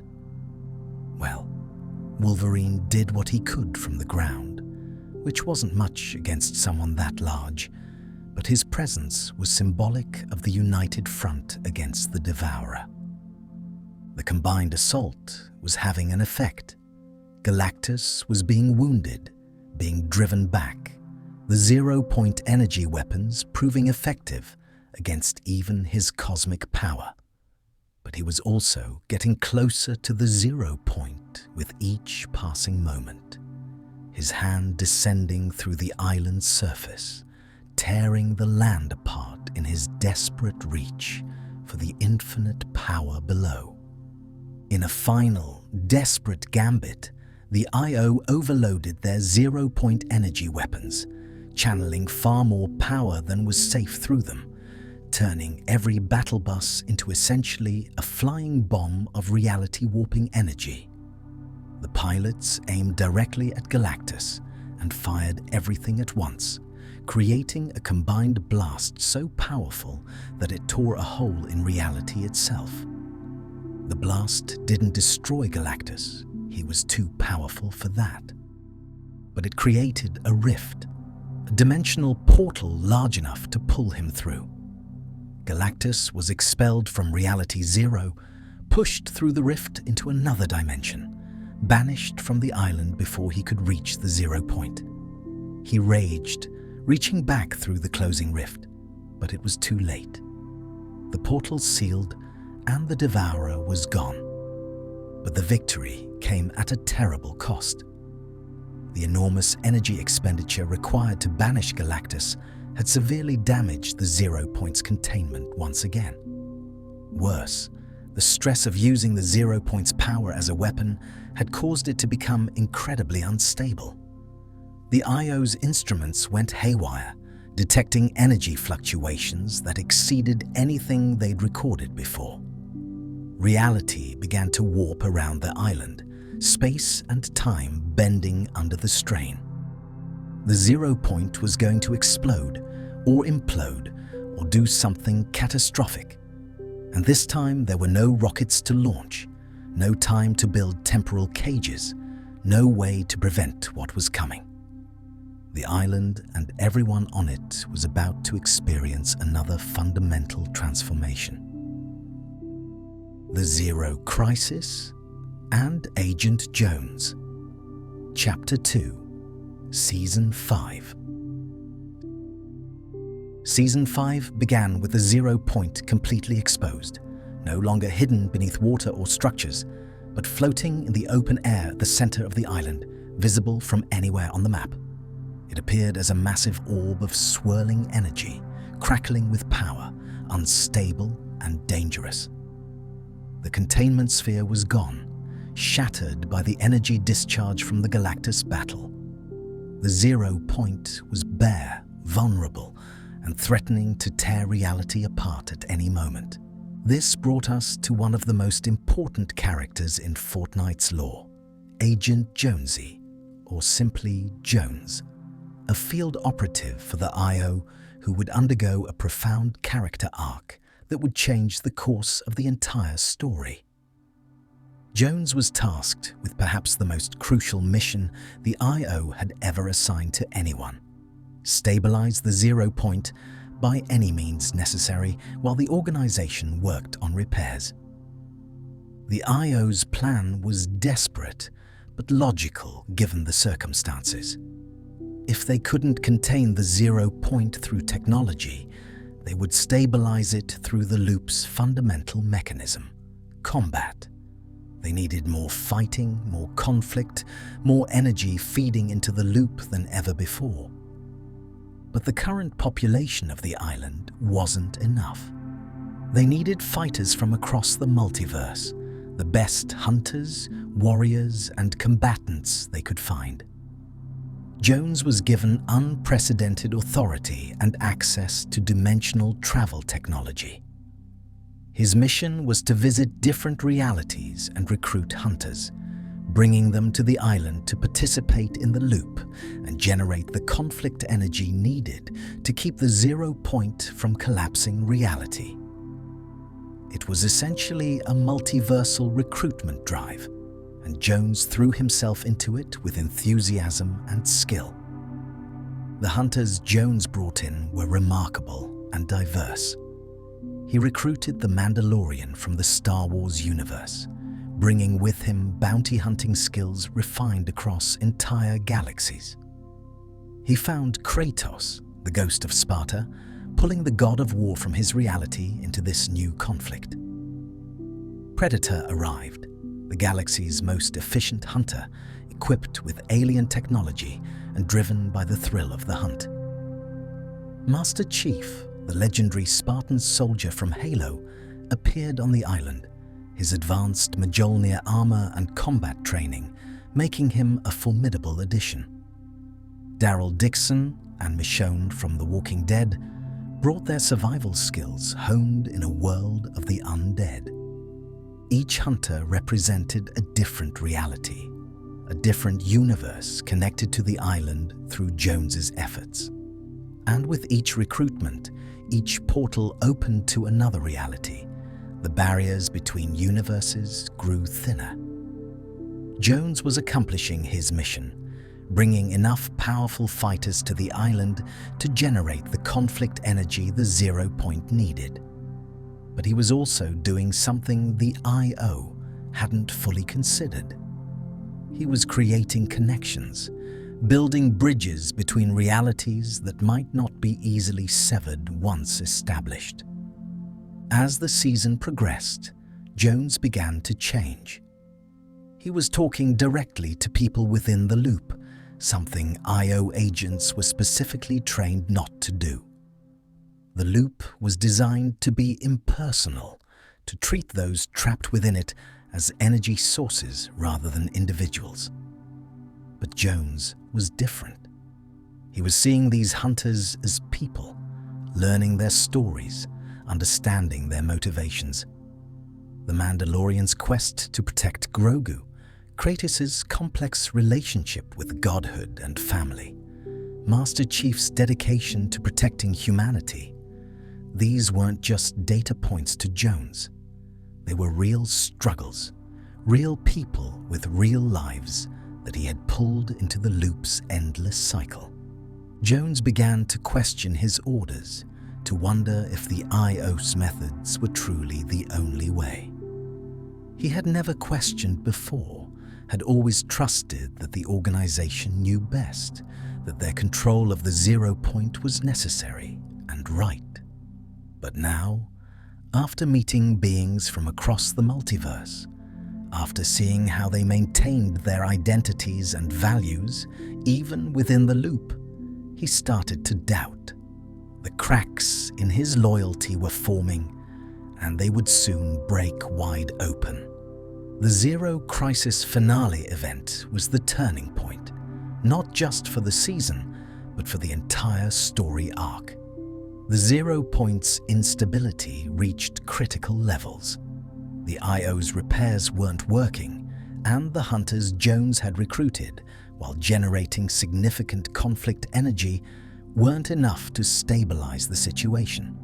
The IO prepared to implement their final contingency plan, one that would essentially reset Reality Zero entirely, erasing everyone and everything on the island to start fresh with a new loop in a new reality.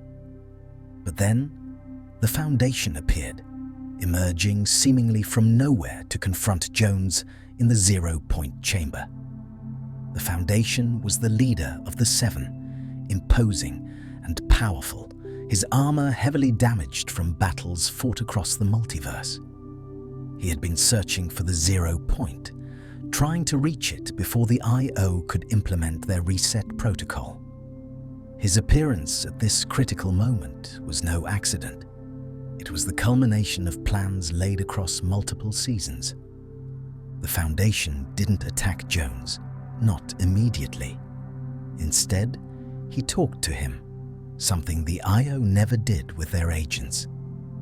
He explained the truth about the IO's mission, about Geno's enslavement of the 0 Point over 1,000 years ago, about how the loop was not protection, but imprisonment.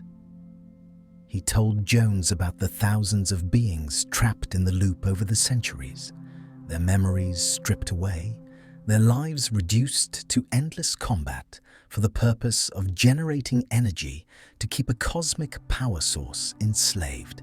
This was the moment where Jones had to make the most important choice of his existence.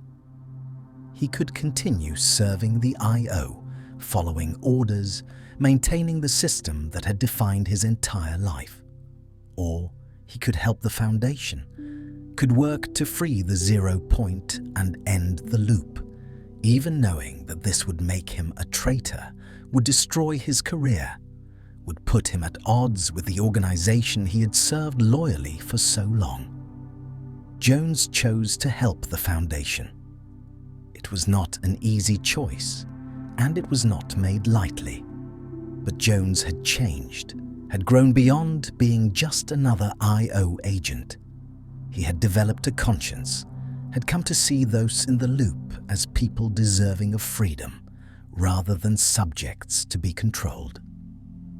This decision would make him one of the most crucial figures in the battle against the IO in seasons to come. Together, Jones and the Foundation worked to prevent the IO's reset protocol. The Foundation used technology and knowledge that Jones didn't understand, manipulating the 0 Point's energy in ways the IO had never attempted. But the 0 Point was too unstable, too damaged by everything that had been done to it and with it. Simply stabilizing it wasn't enough anymore.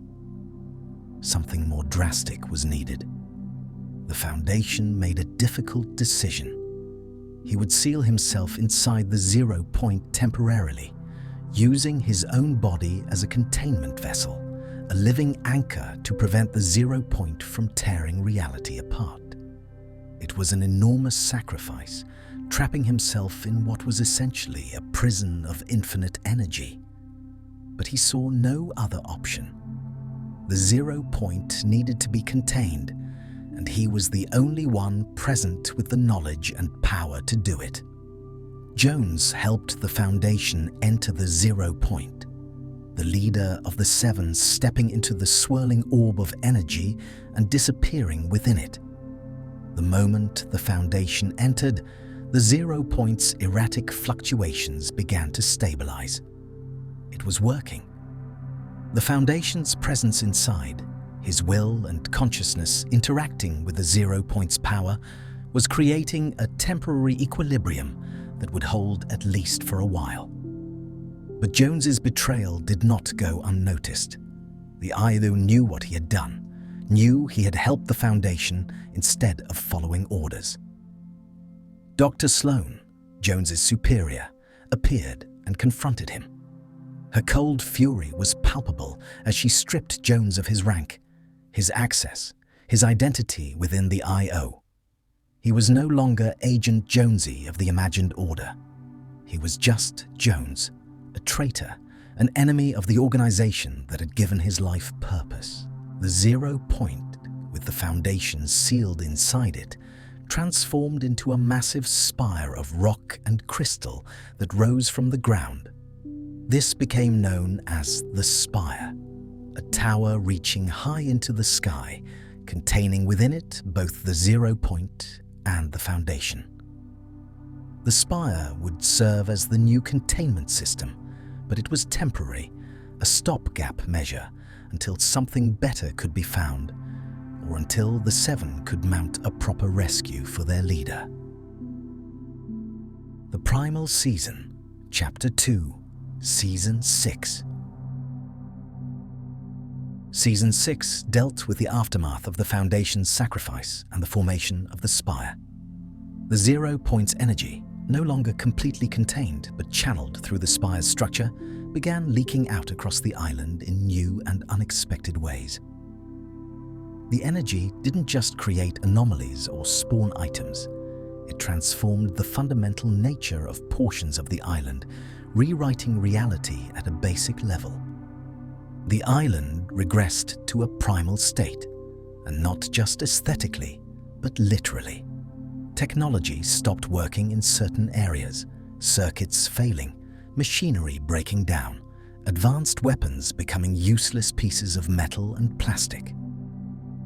In place of the modern and futuristic aesthetics that had defined much of Chapter 2, the island became wild, overgrown, ancient. Forests grew denser.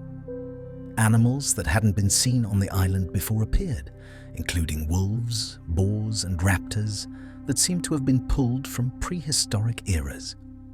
Locations transformed to match this primal aesthetic. Colossal crops appeared, a massive farm area surrounded by wooden walls, as if settlers were trying to establish civilization in a hostile wilderness. Bony burbs replaced salty springs, a junkyard town built from scavenged materials. The technology level across much of the island dropped to something resembling the Stone Age or early Bronze Age, with crafting systems becoming essential as manufactured weapons became scarce. This wasn't just a thematic change for gameplay purposes. The lore explained that the 0 point's energy was literally rewinding portions of the island's timeline, creating pockets of the past within the present. Some areas existed in prehistoric times, others in medieval periods, still others in the modern era, all coexisting on the same island simultaneously. This temporal fragmentation made navigation confusing and dangerous, as crossing from one location to another might mean traveling thousands of years forward or backward in time. The Spire itself became the focal point of the season. It stood tall at the center of the island, visible from anywhere on the map, pulsing with power. Smaller spires appeared around the main spire, forming a ring of crystal towers that seemed to be channeling or redirecting energy from the central tower. These guardian spires were protected by automated defenses, suggesting that someone or something was actively maintaining and controlling the spire's systems. Characters appeared who seemed to be connected to the spire and its guardians. These included Raz, who became important to the season's story. Raz was drawn to the spire's power, obsessed with understanding and potentially controlling it. As the season progressed, Raz ventured into the spire multiple times, studying it, perhaps communicating with something inside. His repeated exposure to the 0 point's energy began to change him, corrupting him, transforming him into something no longer entirely human. By the end of the season, Raz had become something called the Glyph Master, his body covered in glowing symbols similar to those seen on the spire. He had tapped into power he didn't understand and couldn't fully control, becoming a threat to anyone who came near the spire. His transformation served as a warning about the 0 Point's power. It was not inherently good or evil, but it was dangerous, capable of transforming those who sought to use it into something monstrous. The season ended with the spire being damaged and beginning to collapse. Whether this was due to Raz's interference, natural instability, or some external attack remained unclear. What was certain was that the Foundation's temporary containment solution was failing, and the 0 Point would soon be exposed once again. The IO prepared to reassert direct control, mobilizing their forces for an operation that would define the next season. The Invasion and Betrayal. Chapter 2, Season 7. Season 7 marked a major escalation in the conflict, with multiple factions making open moves for control of the island and the 0 Point.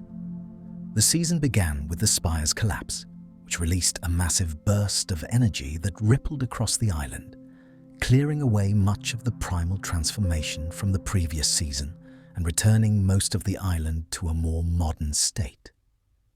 But the most significant development was the IO's decision to abandon secrecy.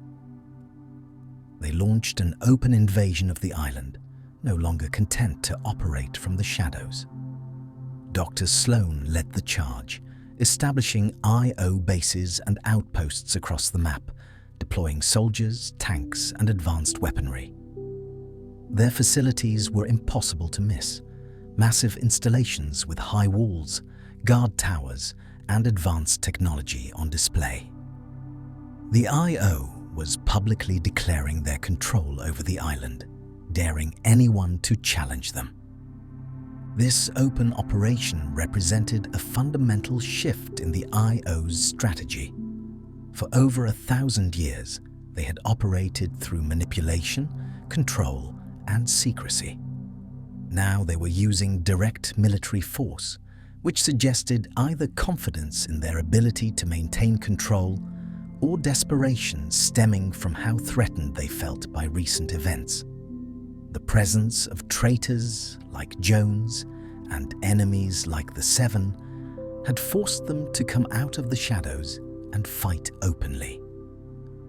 But the IO faced opposition from an unexpected quarter.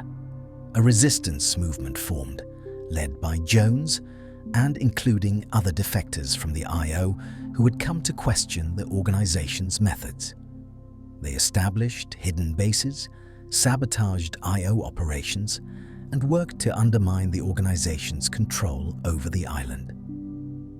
The resistance was outnumbered and outgunned, but they had something the IO lacked: conviction in the rightness of their cause and knowledge of the IO's systems from the inside.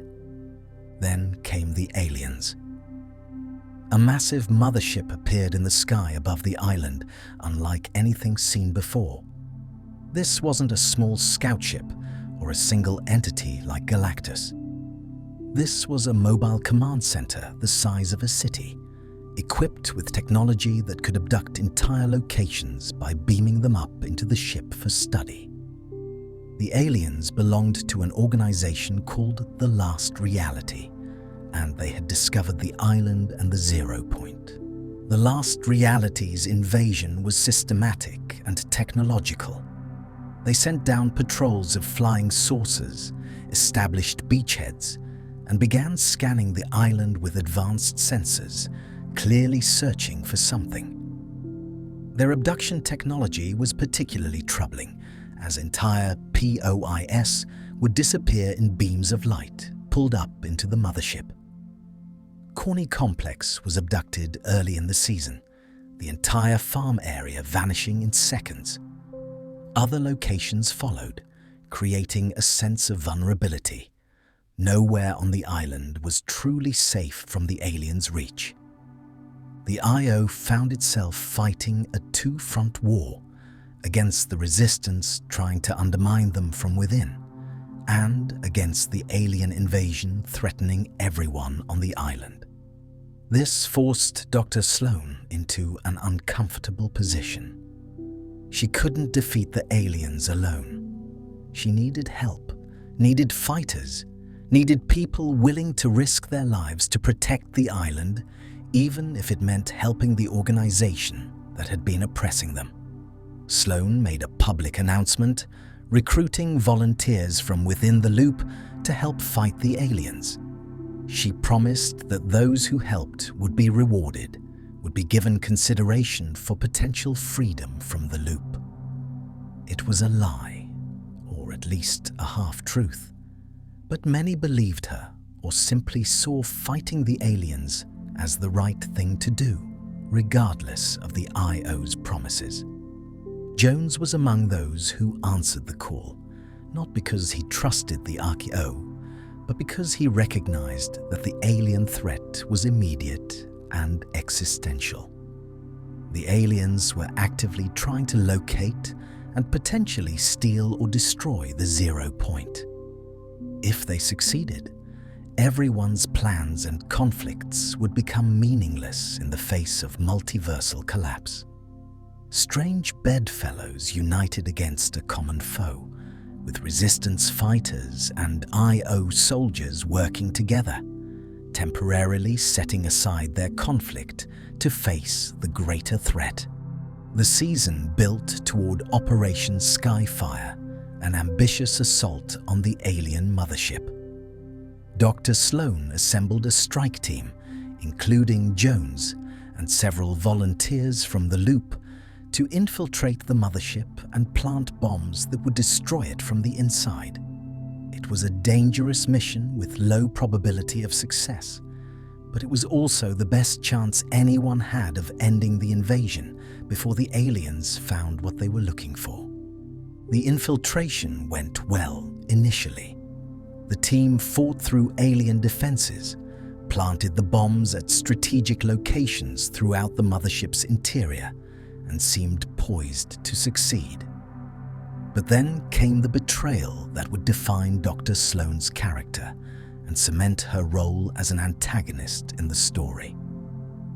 When the bombs were about to detonate, when the team was preparing to evacuate, Dr. Sloan revealed her true intentions.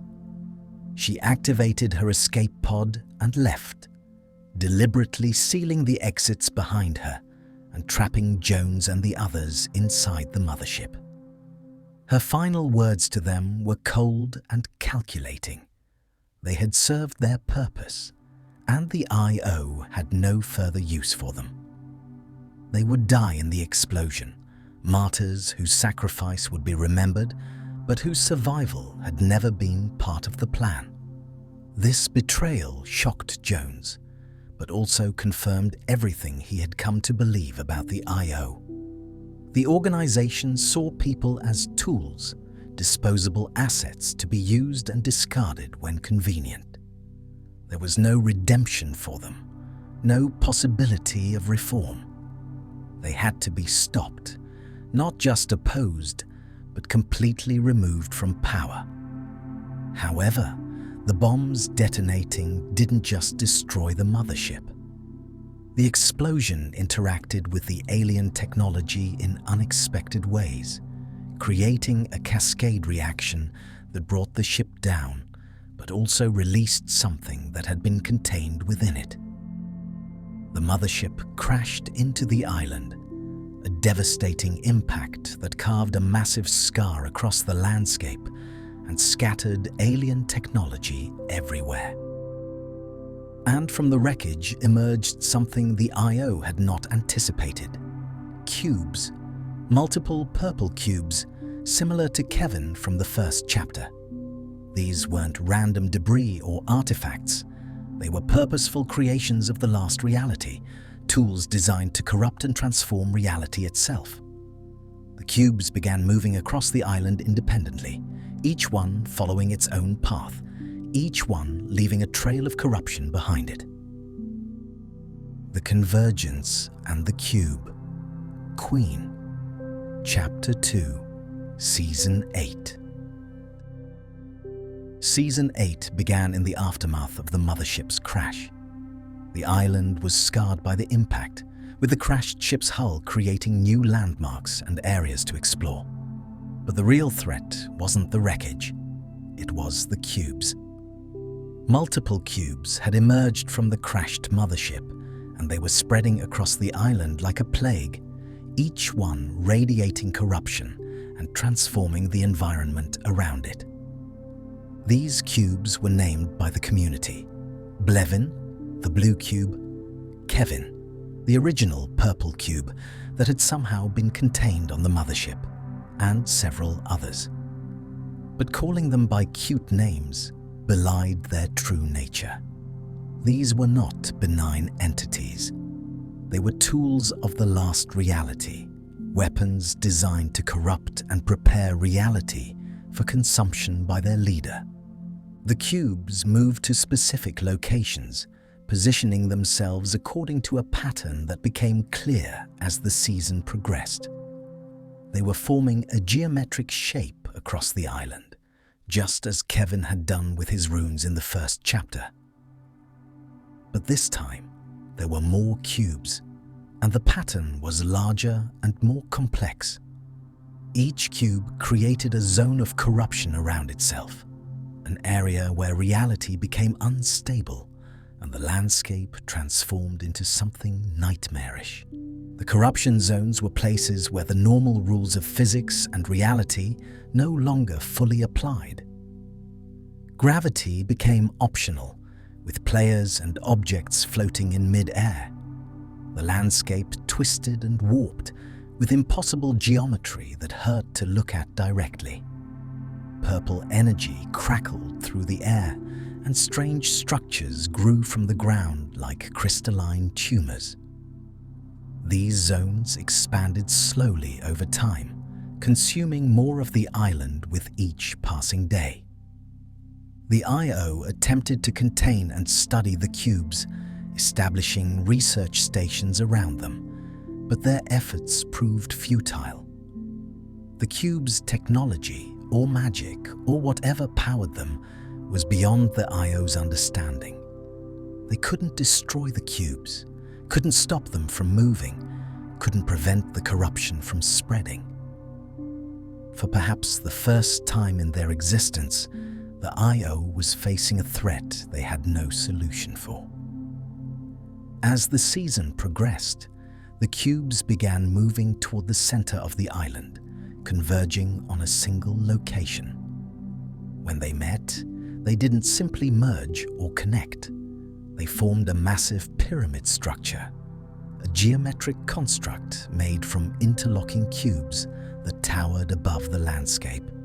This became known as the Convergence, and it pulsed with immense power, drawing energy from the 0 point beneath the island and channeling it towards something that was coming.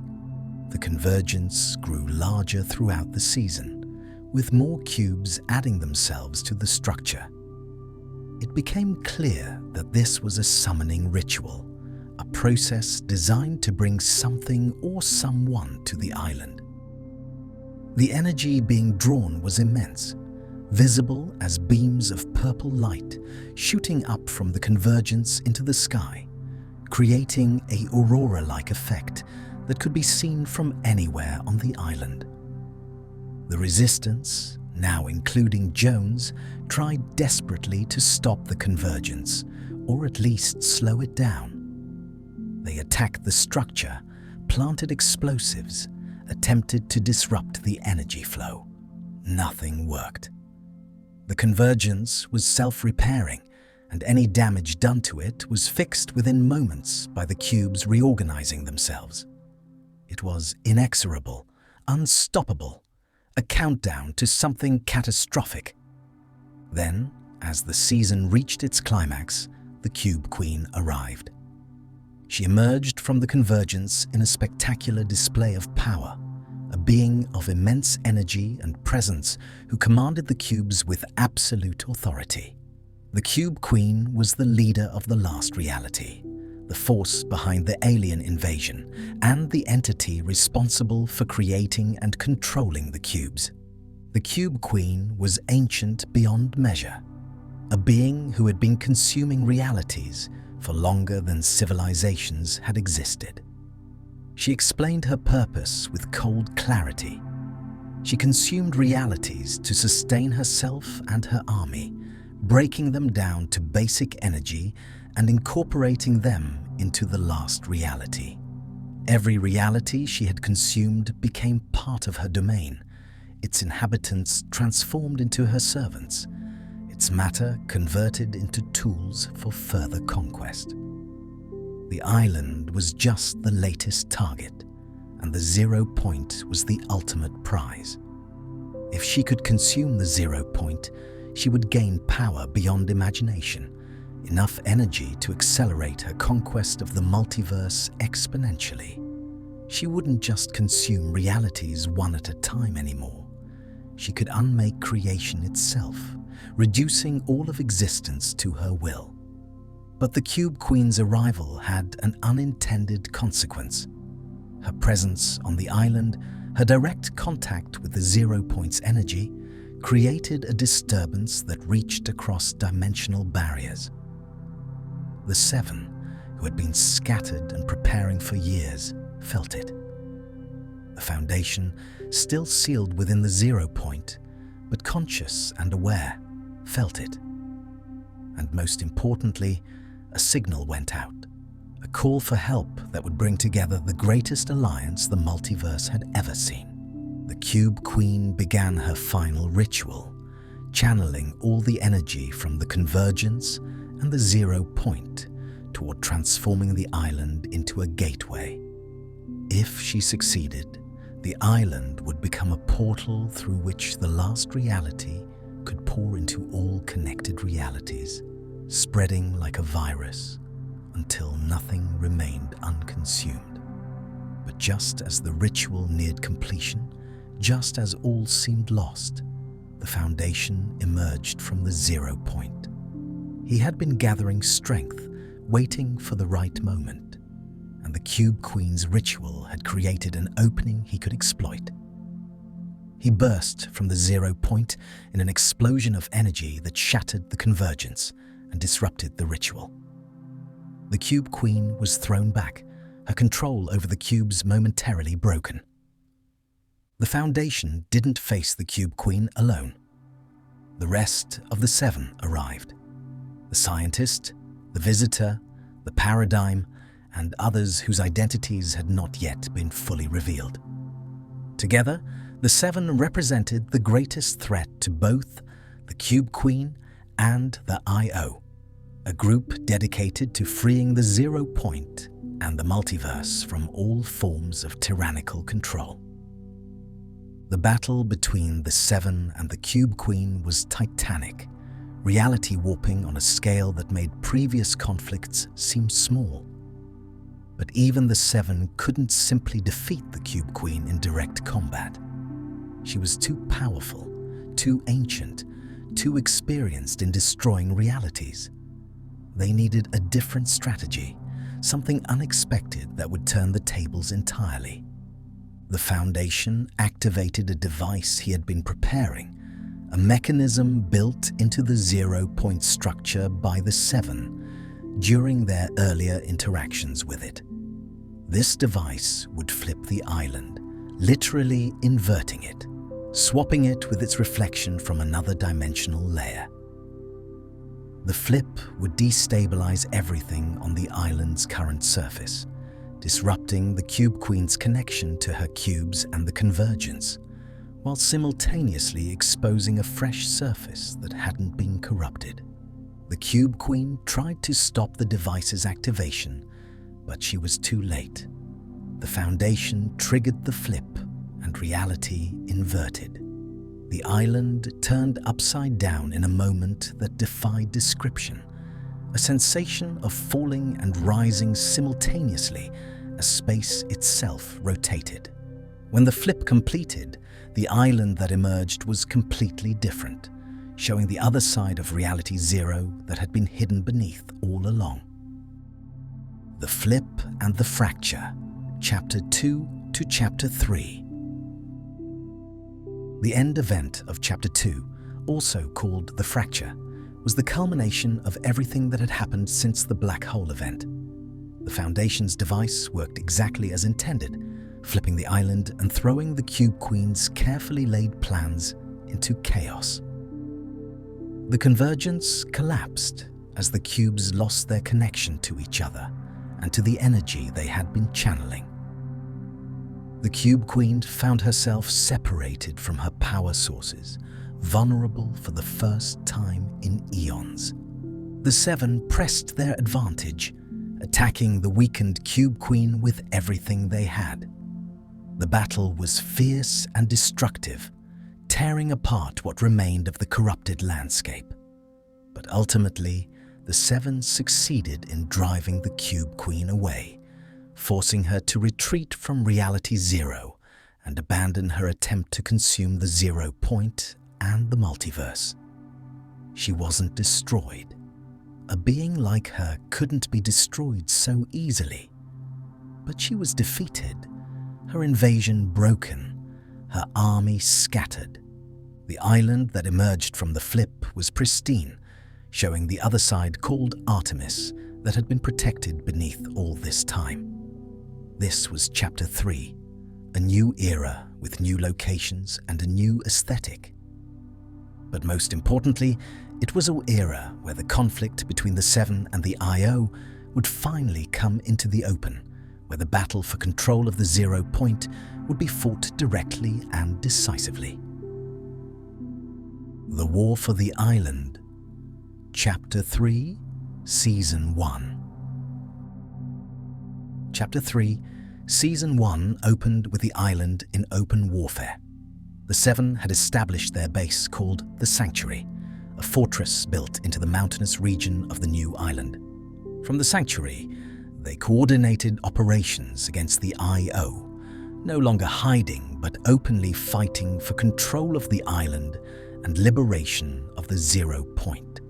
The Seven's full roster was now revealed. The Foundation led the group, his leadership unquestioned, and his commitment to freeing the 0 point absolute. The scientists provided technological expertise and scientific knowledge. The Visitor specialized in dimensional travel and temporal manipulation. The Paradigm brought her combat skills and piloting expertise. The Imagined was revealed to be a specialist in infiltration and direct combat. The Order coordinated intelligence and logistics. And finally, the Origin represented the group's historical knowledge and connection to ancient civilizations that had interacted with 0 points before. Each member of the Seven had their own story, their own reasons for joining the fight. The Foundation had lost his home reality to organizations like the IO, who sought to control 0 points for their own purposes. The scientist had been an IO researcher once, but he had turned against them when he realized what they truly were. The Visitor had been trying to break the loop since the very first rocket launch in Season 4 of the original chapter. Together, they represented the best hope for ending the IO's tyrannical control. The IO, led by Dr. Sloan and her second-in-command Gunner, fought back with everything they had.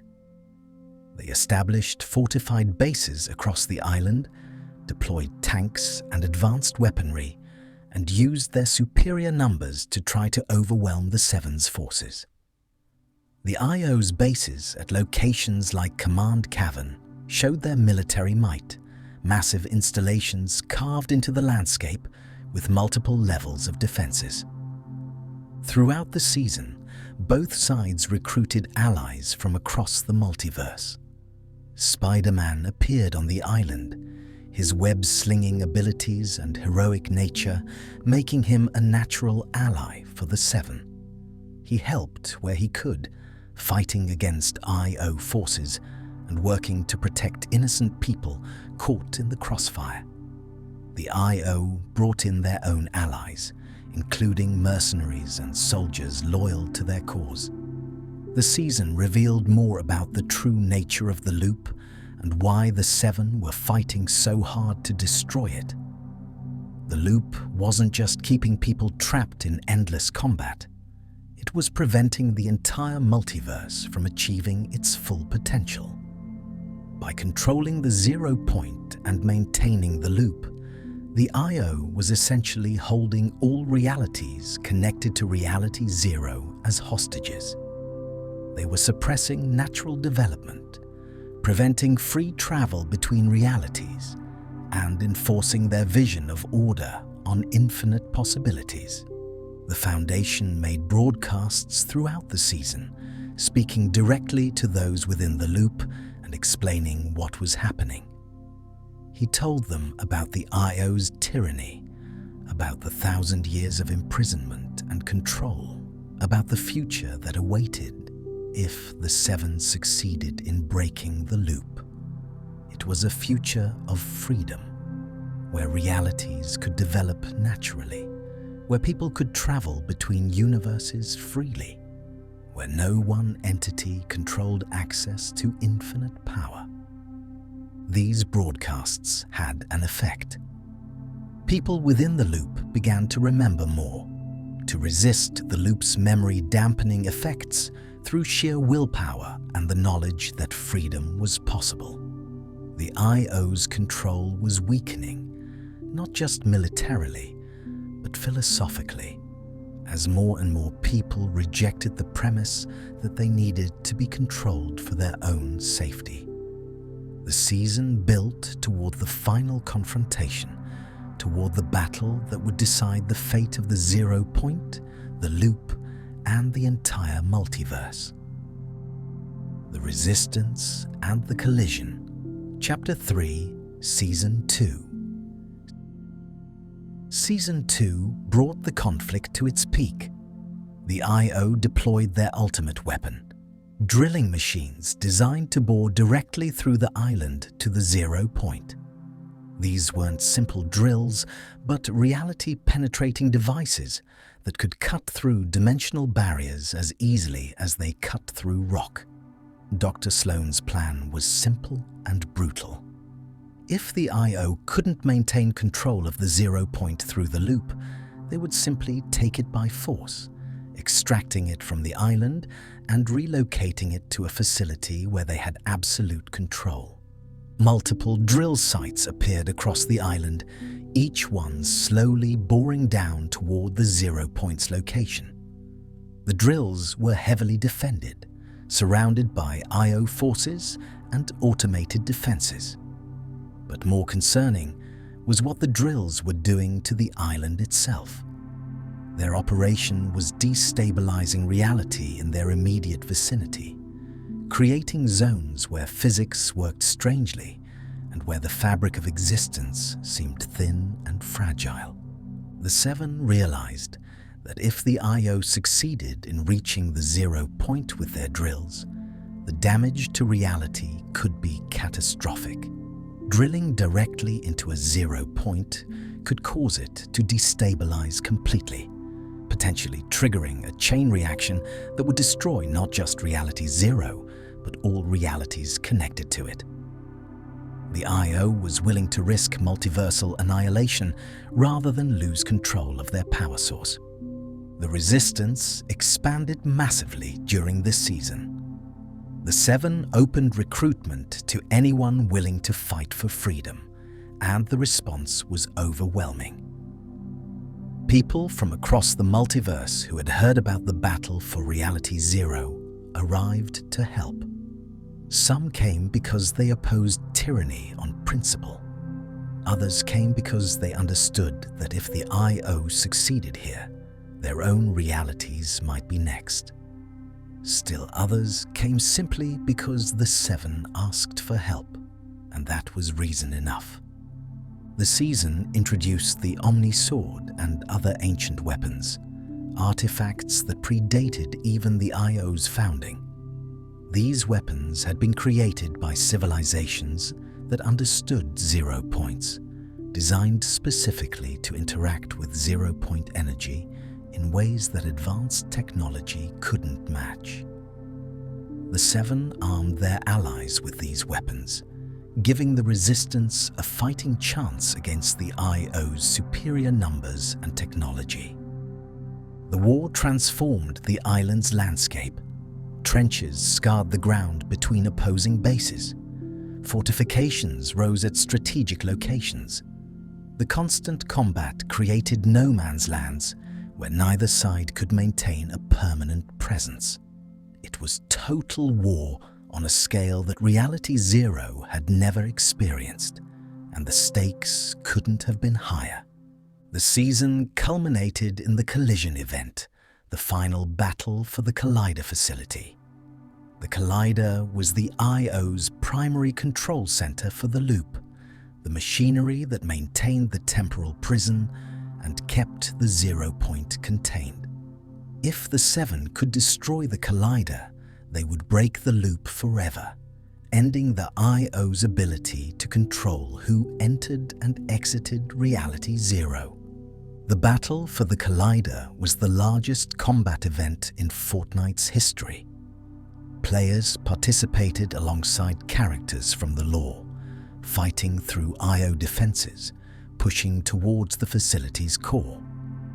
The Foundation led the charge personally, breaking through defensive lines that should have been impregnable. The IO threw everything they had into defending the Collider, knowing that losing it meant losing everything they had built over 1,000 years. Dr. Sloan made a desperate decision as the defense crumbled.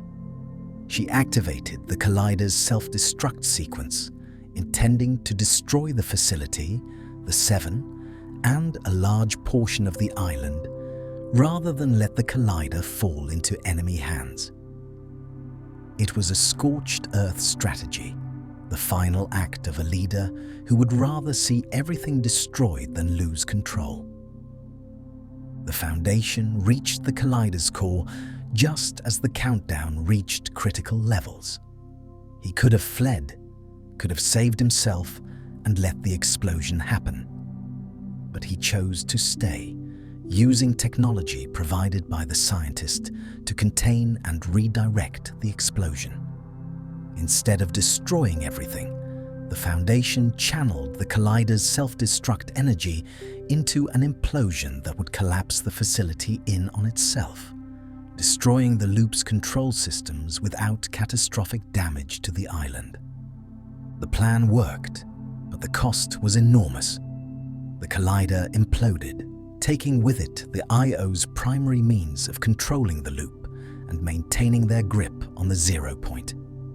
When the dust settled, the loop had been broken, not destroyed. The damage wasn't complete enough for that, but broken, damaged beyond the IO's ability to repair with their current resources.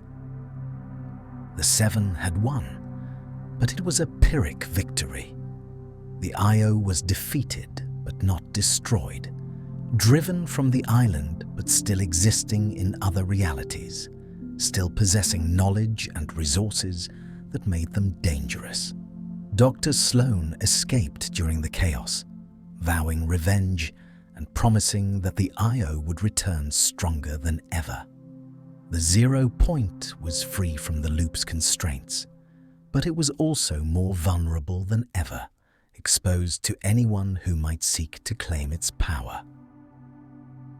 Paradise and the Herald, Chapter 3, Seasons 3 and 4. Season 3 began with an unexpected transformation. With the loop broken and the IO driven from the island, the 0 point began behaving in ways no one had anticipated. Its energy, no longer constrained by the loop's machinery, spread across the island in a new form: chrome. Chrome was unlike anything seen before on the island. It was a liquid metal substance that could convert any matter it touched, transforming organic and inorganic material alike into a metallic, reflective state. But chrome wasn't just changing the physical appearance of things. It was altering their fundamental nature, their relationship with reality itself. Chrome-touched objects existed in multiple states simultaneously, both solid and liquid, both present and absent, both real and unreal. The herald arrived with the chrome, a mysterious being who seemed to be composed partially of chrome herself. She wasn't trying to conquer the island in the traditional sense. Her goal was transformation, converting everything on the island, and eventually everything in reality zero, into chrome. She spoke of evolution, of transcendence, of breaking free from the limitations of singular states of existence. The herald established her base at Herald's Sanctum, a fortress that seemed to exist partially in chrome form and partially in normal reality, flickering between states. From there, she directed the spread of chrome across the island, establishing chrome splash locations where the substance pooled and spread. Locations that were chromed became strange and alien, familiar places transformed into metallic reflections of themselves. The Seven initially viewed the Herald as another would-be conqueror, another threat to the 0 point and the freedom they had fought for. But as they studied her and the chrome, they realized the situation was more complex. The Herald wasn't trying to steal the 0 point's power or control it. She was responding to it, drawn by its energy and seeking to facilitate what she called the inevitable transformation. Chrome began consuming members of the Seven themselves. The scientist was chromed, his body converted to the metallic substance. The visitor followed. One by one, members of the Seven were transformed, not destroyed, but changed into something that existed between states, neither fully present nor fully absent from reality. The paradigm emerged as the only member of the Seven who seemed immune to or resistant to chrome's effects. She worked desperately to understand why, to find a way to reverse the chroming, or at least stop its spread. Her research suggested that chrome might be a form of liquid reality, a substance that existed in all states and forms simultaneously, drawing power from the same source as the 0 point, but manifesting differently. Season 4 continued the chrome storyline with the Herald, intensifying her efforts to complete the transformation. She performed rituals at her sanctum, channeling chrome energy from across the map into a single massive convergence point. If she succeeded, the entire island would be chromed, converted into a gateway through which chrome could spread to other realities. The paradigm launched a final assault on Herald's Sanctum during the fracture event, piloting a modified mech similar to the one she had used against the Devourer. The battle was intense, with the paradigm fighting not just against the Herald, but against the corrupting influence of chrome itself.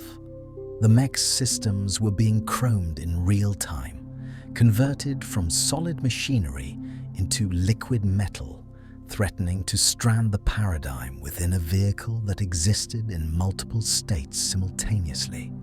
But the paradigm had discovered something crucial during her research. Chrome could be disrupted by introducing pure 0 point energy into it.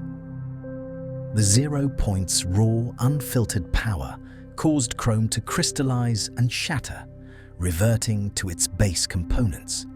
She had modified her mech to channel 0 point energy directly through its weapon systems, turning her into a one-woman anti-chrome weapon. The final battle saw the paradigm channeling 0 point energy through herself and her mech, directing it at the Herald's ritual. The energy surge disrupted the chrome transformation, causing it to crystallize across the island. The herald's sanctum shattered, and the herald herself was destabilized, her form flickering between states before finally dispersing.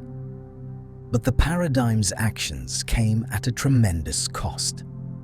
Channeling that much zero-point energy directly through her body transformed her, changed her fundamental nature. She vanished in a burst of light during the final moments of the battle, her fate unknown. The chrome receded from most of the island, crystallizing and then crumbling away, but the damage had been done. Reality Zero was left scarred and unstable, fragments of different realities bleeding through where the chrome had weakened the dimensional barriers. The fracture that ended Chapter 3 wasn't a single event, but a gradual collapse. The island began breaking apart as the dimensional instabilities caused by chrome, the loop's destruction, and years of battles took their toll. Fragments of the island drifted away, and in their place, fragments from other realities appeared, pulled through the weakened barriers. The island was becoming a patchwork, a collection of pieces from across the multiverse, stitched together by the 0 points desperately trying to maintain coherence. Oathbound and New Beginnings, Chapter 4, Season 1. Chapter 4 began with the island completely reformed once again. The fracture had pulled fragments from multiple realities, fusing them together into a new landmass. This wasn't Athena or Apollo or Artemis rebuilt. This was something genuinely new, an island composed of pieces from dozens of different realities, all existing simultaneously in one location. The new island had a different feel, more medieval and mystical than previous iterations. Locations like the Citadel dominated the landscape, a massive castle that seemed to have been pulled from a reality where medieval kingdoms never fell. Anvil Square featured forgers and craftsmen, suggesting a world where technology developed differently. Shattered slabs showed ruins of an ancient civilization, predating even the IO's founding. This chapter introduced the concept of new societies forming on the island now that the loop was broken and the IO was no longer in absolute control. Without the memory-dampening effects of the loop, people retained their identities, their skills, their knowledge from whatever realities they came from. This allowed for the development of actual communities, rather than just endless combatants. The Ageless were revealed to be guardians who had taken oaths to protect the 0 point in ages past, long before the IO existed. These ancient warriors had been sleeping, their consciousness dormant within the island's structure, but the breaking of the loop and the fracture awakened them. They emerged confused and angry, finding the 0 point they had sworn to protect exposed and vulnerable, having failed in their duty through no fault of their own. The Ageless were not unified.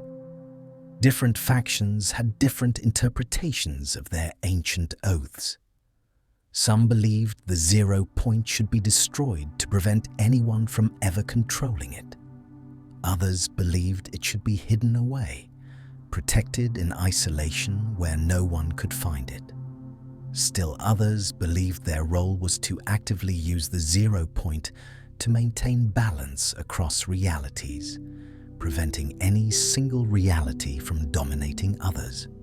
These philosophical differences led to conflict among the Ageless themselves. The island saw battles between different factions of these ancient guardians, each convinced their interpretation was correct, each willing to fight their former oath brothers and sisters to enforce their vision. The remaining members of the Seven found themselves trying to mediate between these factions, while also defending against remnants of the IO who saw the Ageless's awakening as an opportunity to retake control. the season explored themes of legacy, duty, and the weight of ancient promises. The ageless had sworn oaths that bound them across centuries, but the world had changed so much since those oaths were made that their original context was almost meaningless. How does one honor a promise made in a world that no longer exists? How does ancient duty apply to modern circumstances? Through interactions with the ageless, the Foundation, and other characters, learned more about the 0 Point's true history. It was revealed that the 0 Point was not a natural phenomenon, but a creation, something built by an ancient civilization for purposes that had been lost to time. The ageless knew only fragments of this history, passed down through generations of guardians, until much of the original knowledge had been distorted or forgotten. Mega City and Reality Shifts. Chapter 4, Season 2. Season 2 brought dramatic changes with the emergence of Mega City, a sprawling urban metropolis unlike anything seen on the island before. Mega City didn't grow or get built. It simply appeared one day, manifesting as if it had always existed. The city was massive, covering a huge portion of the map with skyscrapers, neon lights, and a distinctly cyberpunk aesthetic. The sudden appearance of Mega City was connected to the 0 Point's continued instability. Without the loop to regulate it, and without proper containment, the 0 Point was pulling things from other realities almost randomly. Mega City came from a reality where urban development had reached its absolute peak, where entire civilizations existed within single city-states that stretched for hundreds of miles. The 0 Point had pulled this city, or at least a fragment of it, into reality 0. But Mega City brought its inhabitants with it. People who had been living normal lives in their cyberpunk reality suddenly found themselves on the island, confused and frightened. They didn't understand where they were or what had happened. The sudden displacement of an entire city's population created a humanitarian crisis that forced various factions on the island to work together to provide aid and assistance. The season also introduced kinetic ore and other new materials that seemed to have unusual properties related to movement and energy. These materials could be used to enhance mobility, to create weapons that manipulated kinetic energy, and to build structures that defied normal physics. The origin of these materials was mysterious, but analysis suggested they might be fragments of 0 Point energy crystallized into physical form. Characters from various realities appeared, drawn by the 0 Point's destabilization. Some came intentionally, seeking to study or control the 0 Point. Others arrived accidentally, pulled through dimensional barriers that had become dangerously thin. The island was becoming a melting pot of the multiverse, with beings from hundreds of different realities all coexisting in one location. The season explored what happens when different realities with incompatible laws of physics exist in the same space. Mega City operated on slightly different principles than the rest of the island. Gravity worked normally, but energy behaved differently. Technology from Mega City sometimes failed to work in other parts of the island, while technology from other realities failed within Mega City. This created distinct zones with different rules, areas where travelers had to adapt to different physical laws. Wilds and Ancient Powers, Chapter 4, Season 3. Season 3 shifted focus to a different part of the island, revealing vast wilderness areas that had been hidden or inaccessible before. These wilds were ancient, predating any current civilization, filled with ruins and artifacts from cultures that had interacted with the zero point in the distant past. The season introduced the concept of ancient powers, abilities, and technologies that predated modern science. These weren't magic in the fantasy sense, but rather advanced understanding of how reality worked at its most fundamental level. Ancient civilizations had learned to manipulate reality directly, without need for the technological intermediaries that modern societies required.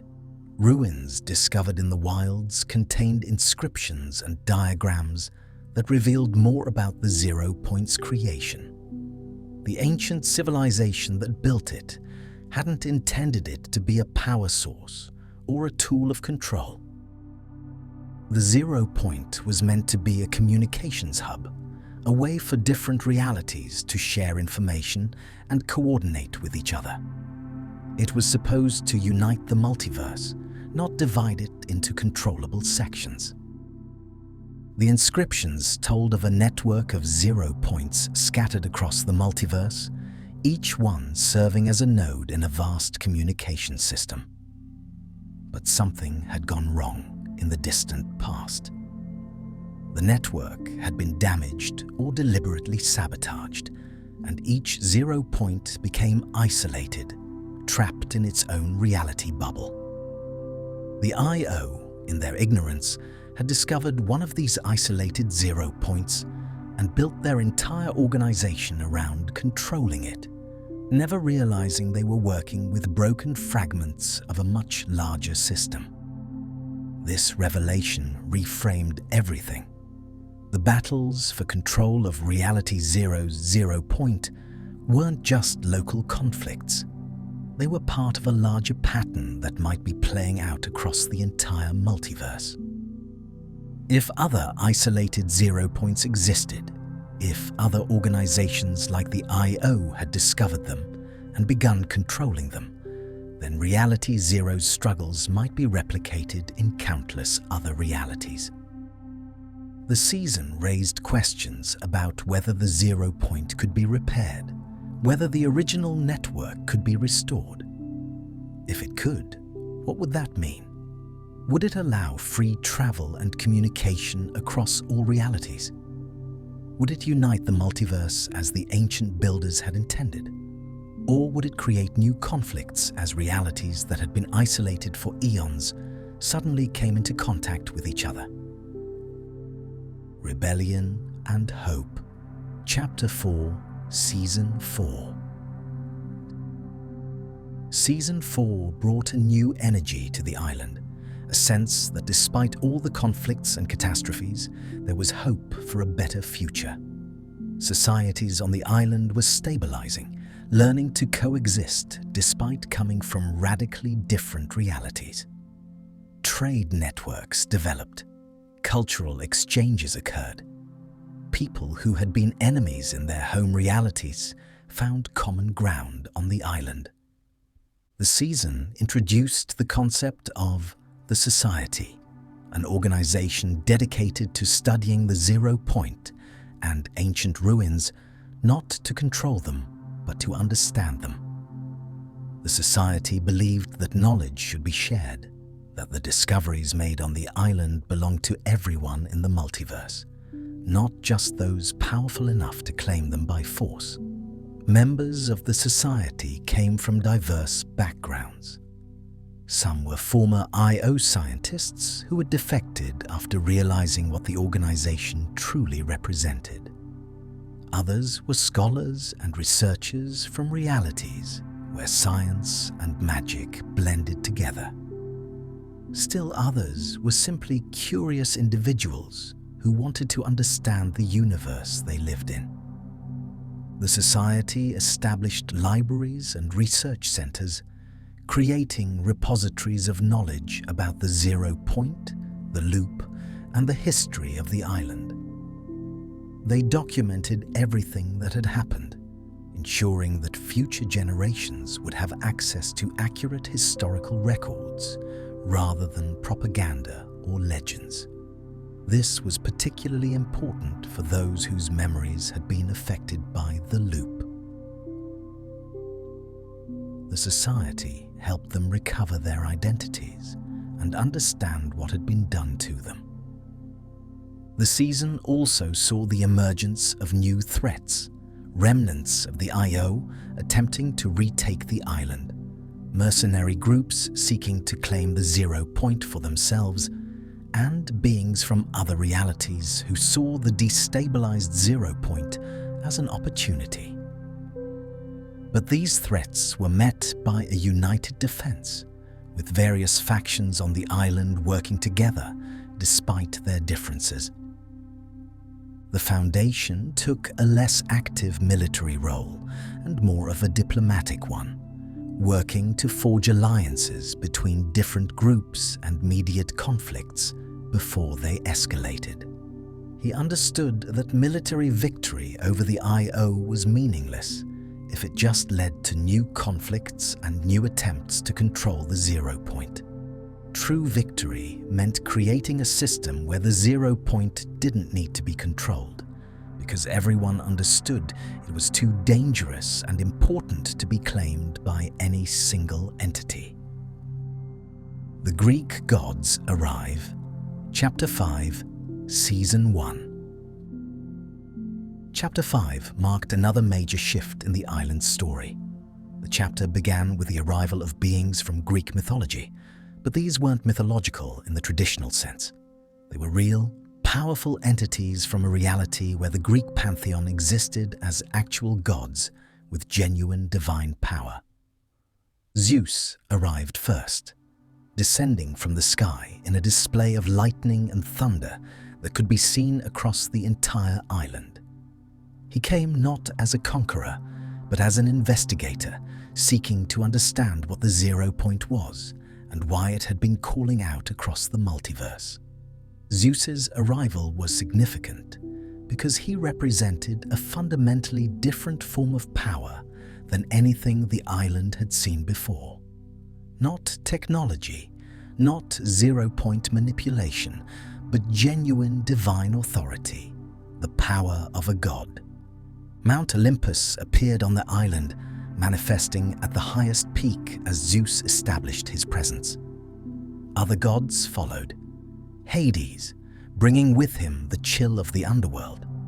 Poseidon, claiming dominion over the island's waters. Aphrodite, Ares, Athena, and others, each bringing their own agendas and personalities. The gods were interested in the 0 point, but wary of it, recognizing power that might rival their own. The season explored the interaction between different power systems. How do gods relate to beings who manipulate reality through technology? How does divine authority compare to control over a 0 point? The answers were complex and often contradictory. The gods were immensely powerful within their domains, but the 0 point operated on principles that even divine power couldn't easily influence. Gaia, the primordial earth goddess, played a significant role in the season's story. Unlike the Olympian gods who came to investigate, Gaia seemed to understand what the 0 point truly was.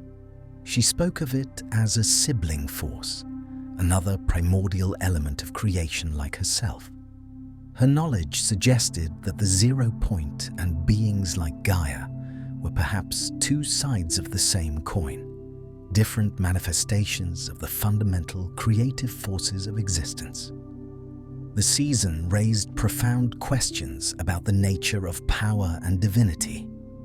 If gods from one reality could be overpowered or challenged by technology, or 0 point manipulation from another reality, what did that say about the absolute nature of divine authority? The answers suggested that all forms of power, whether divine, technological, or reality manipulating, were ultimately aspects of the same fundamental forces that governed existence. Current era and continuing stories. And so the story of Fortnite continues to evolve and grow with each passing season.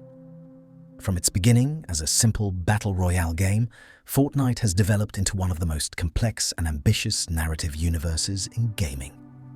The story of the Zero Point, the Loop, the IO, the Seven, and all the other factions and forces that have shaped the island's history is a tale that spans dimensions, crosses the boundaries between different fictional universes, and explores themes of freedom, control, memory, and identity. The island itself has been destroyed and reborn multiple times, each iteration bringing new locations, new mysteries, and new conflicts. But through all these changes, the core of the story remains consistent. The struggle between those who would control infinite power and those who believe such power should be free. The conflict between order imposed by force and chaos tempered by cooperation. The tension between safety through restriction and danger through freedom. The characters who have populated this story are as diverse as the multiverse itself. From Agent Jones, who started as a loyal IO operative and transformed into one of the organization's greatest enemies, to the Foundation, who has led the Seven through countless battles with unwavering dedication to freeing the Zero Point. From Midas, whose failed attempt to break the loop nonetheless proved it could be challenged, to the Cube Queen, whose attempt to consume all reality was thwarted by the united resistance of countless beings from across the multiverse. Each season has added layers to the lore, introducing new factions, revealing new secrets, expanding the scope of the conflict. What began as a story about a mysterious island with a battle royale has grown into an epic that encompasses the entire multiverse, exploring what happens when realities collide, when ancient powers awaken, when gods and mortals and beings beyond classification all come together in one location, drawn by the pull of infinite power. The Zero Point remains at the center of everything, the cosmic MacGuffin that everyone seeks to control, protect, destroy, or free, depending on their philosophy and goals. It is a power source, a communications hub, a weapon, a prison, and a promise all at once. It contains infinite possibilities, infinite energy, infinite potential for both creation and destruction, and as long as it exists, as long as it pulses with power at the center of reality zero, the story will continue. The IO still exists somewhere in the multiverse, driven from the island but not destroyed, still believing in their mission to control the Zero Point for what they see as the greater good. The Seven remain vigilant, knowing that the fight for freedom is never truly over, that there will always be those who seek to impose their will on the multiverse. New factions rise and fall, new threats emerge from unexpected quarters, and the island continues to change and evolve. Those who call the island home, whether they arrived intentionally or were pulled there by the Zero Point's gravity, have built a society unlike any other in the multiverse. It is a place where beings from radically different realities can coexist, where the laws of different universes overlap and intertwine, where anything is possible because everything already exists somewhere in the infinite expanse of the multiverse. The story teaches us about the danger of control, the importance of freedom, the value of cooperation, and the strength that comes from diversity. It shows us that power, no matter how great, can be challenged and overcome by those with courage and conviction. It demonstrates that even systems designed to be inescapable can be broken by individuals who refuse to accept imprisonment. And it reminds us that the greatest threats often come not from outside invaders, but from those who claim to protect us, while slowly stripping away our autonomy. As we look toward future seasons, future chapters, and future developments in Fortnite's ongoing narrative, we can expect more twists, more revelations, more conflicts, and more characters joining this ever-expanding story. The island will continue to change. The 0 point will continue to attract attention from across the multiverse, and the struggle between freedom and control will continue to define the conflict at the heart of everything. The lore of Fortnite is living and breathing, constantly growing and evolving with each new season. What began as a simple premise has become one of gaming's most ambitious narrative experiments. A story that isn't afraid to embrace the weird, the cosmic, and the profound all at once. It is a story about a battle royale that became so much more. A game that found depth in unexpected places, and a universe that continues to surprise and engage millions of players around the world. And that, in essence, is the story of Fortnite. From the first meteor to the arrival of Greek gods, from the establishment of the loop to its breaking, from the IO's 1,000 years of control to the Seven's fight for freedom, it is a tale of cosmic scope told through the lens of an ever-changing island that serves as the crossroads of the multiverse.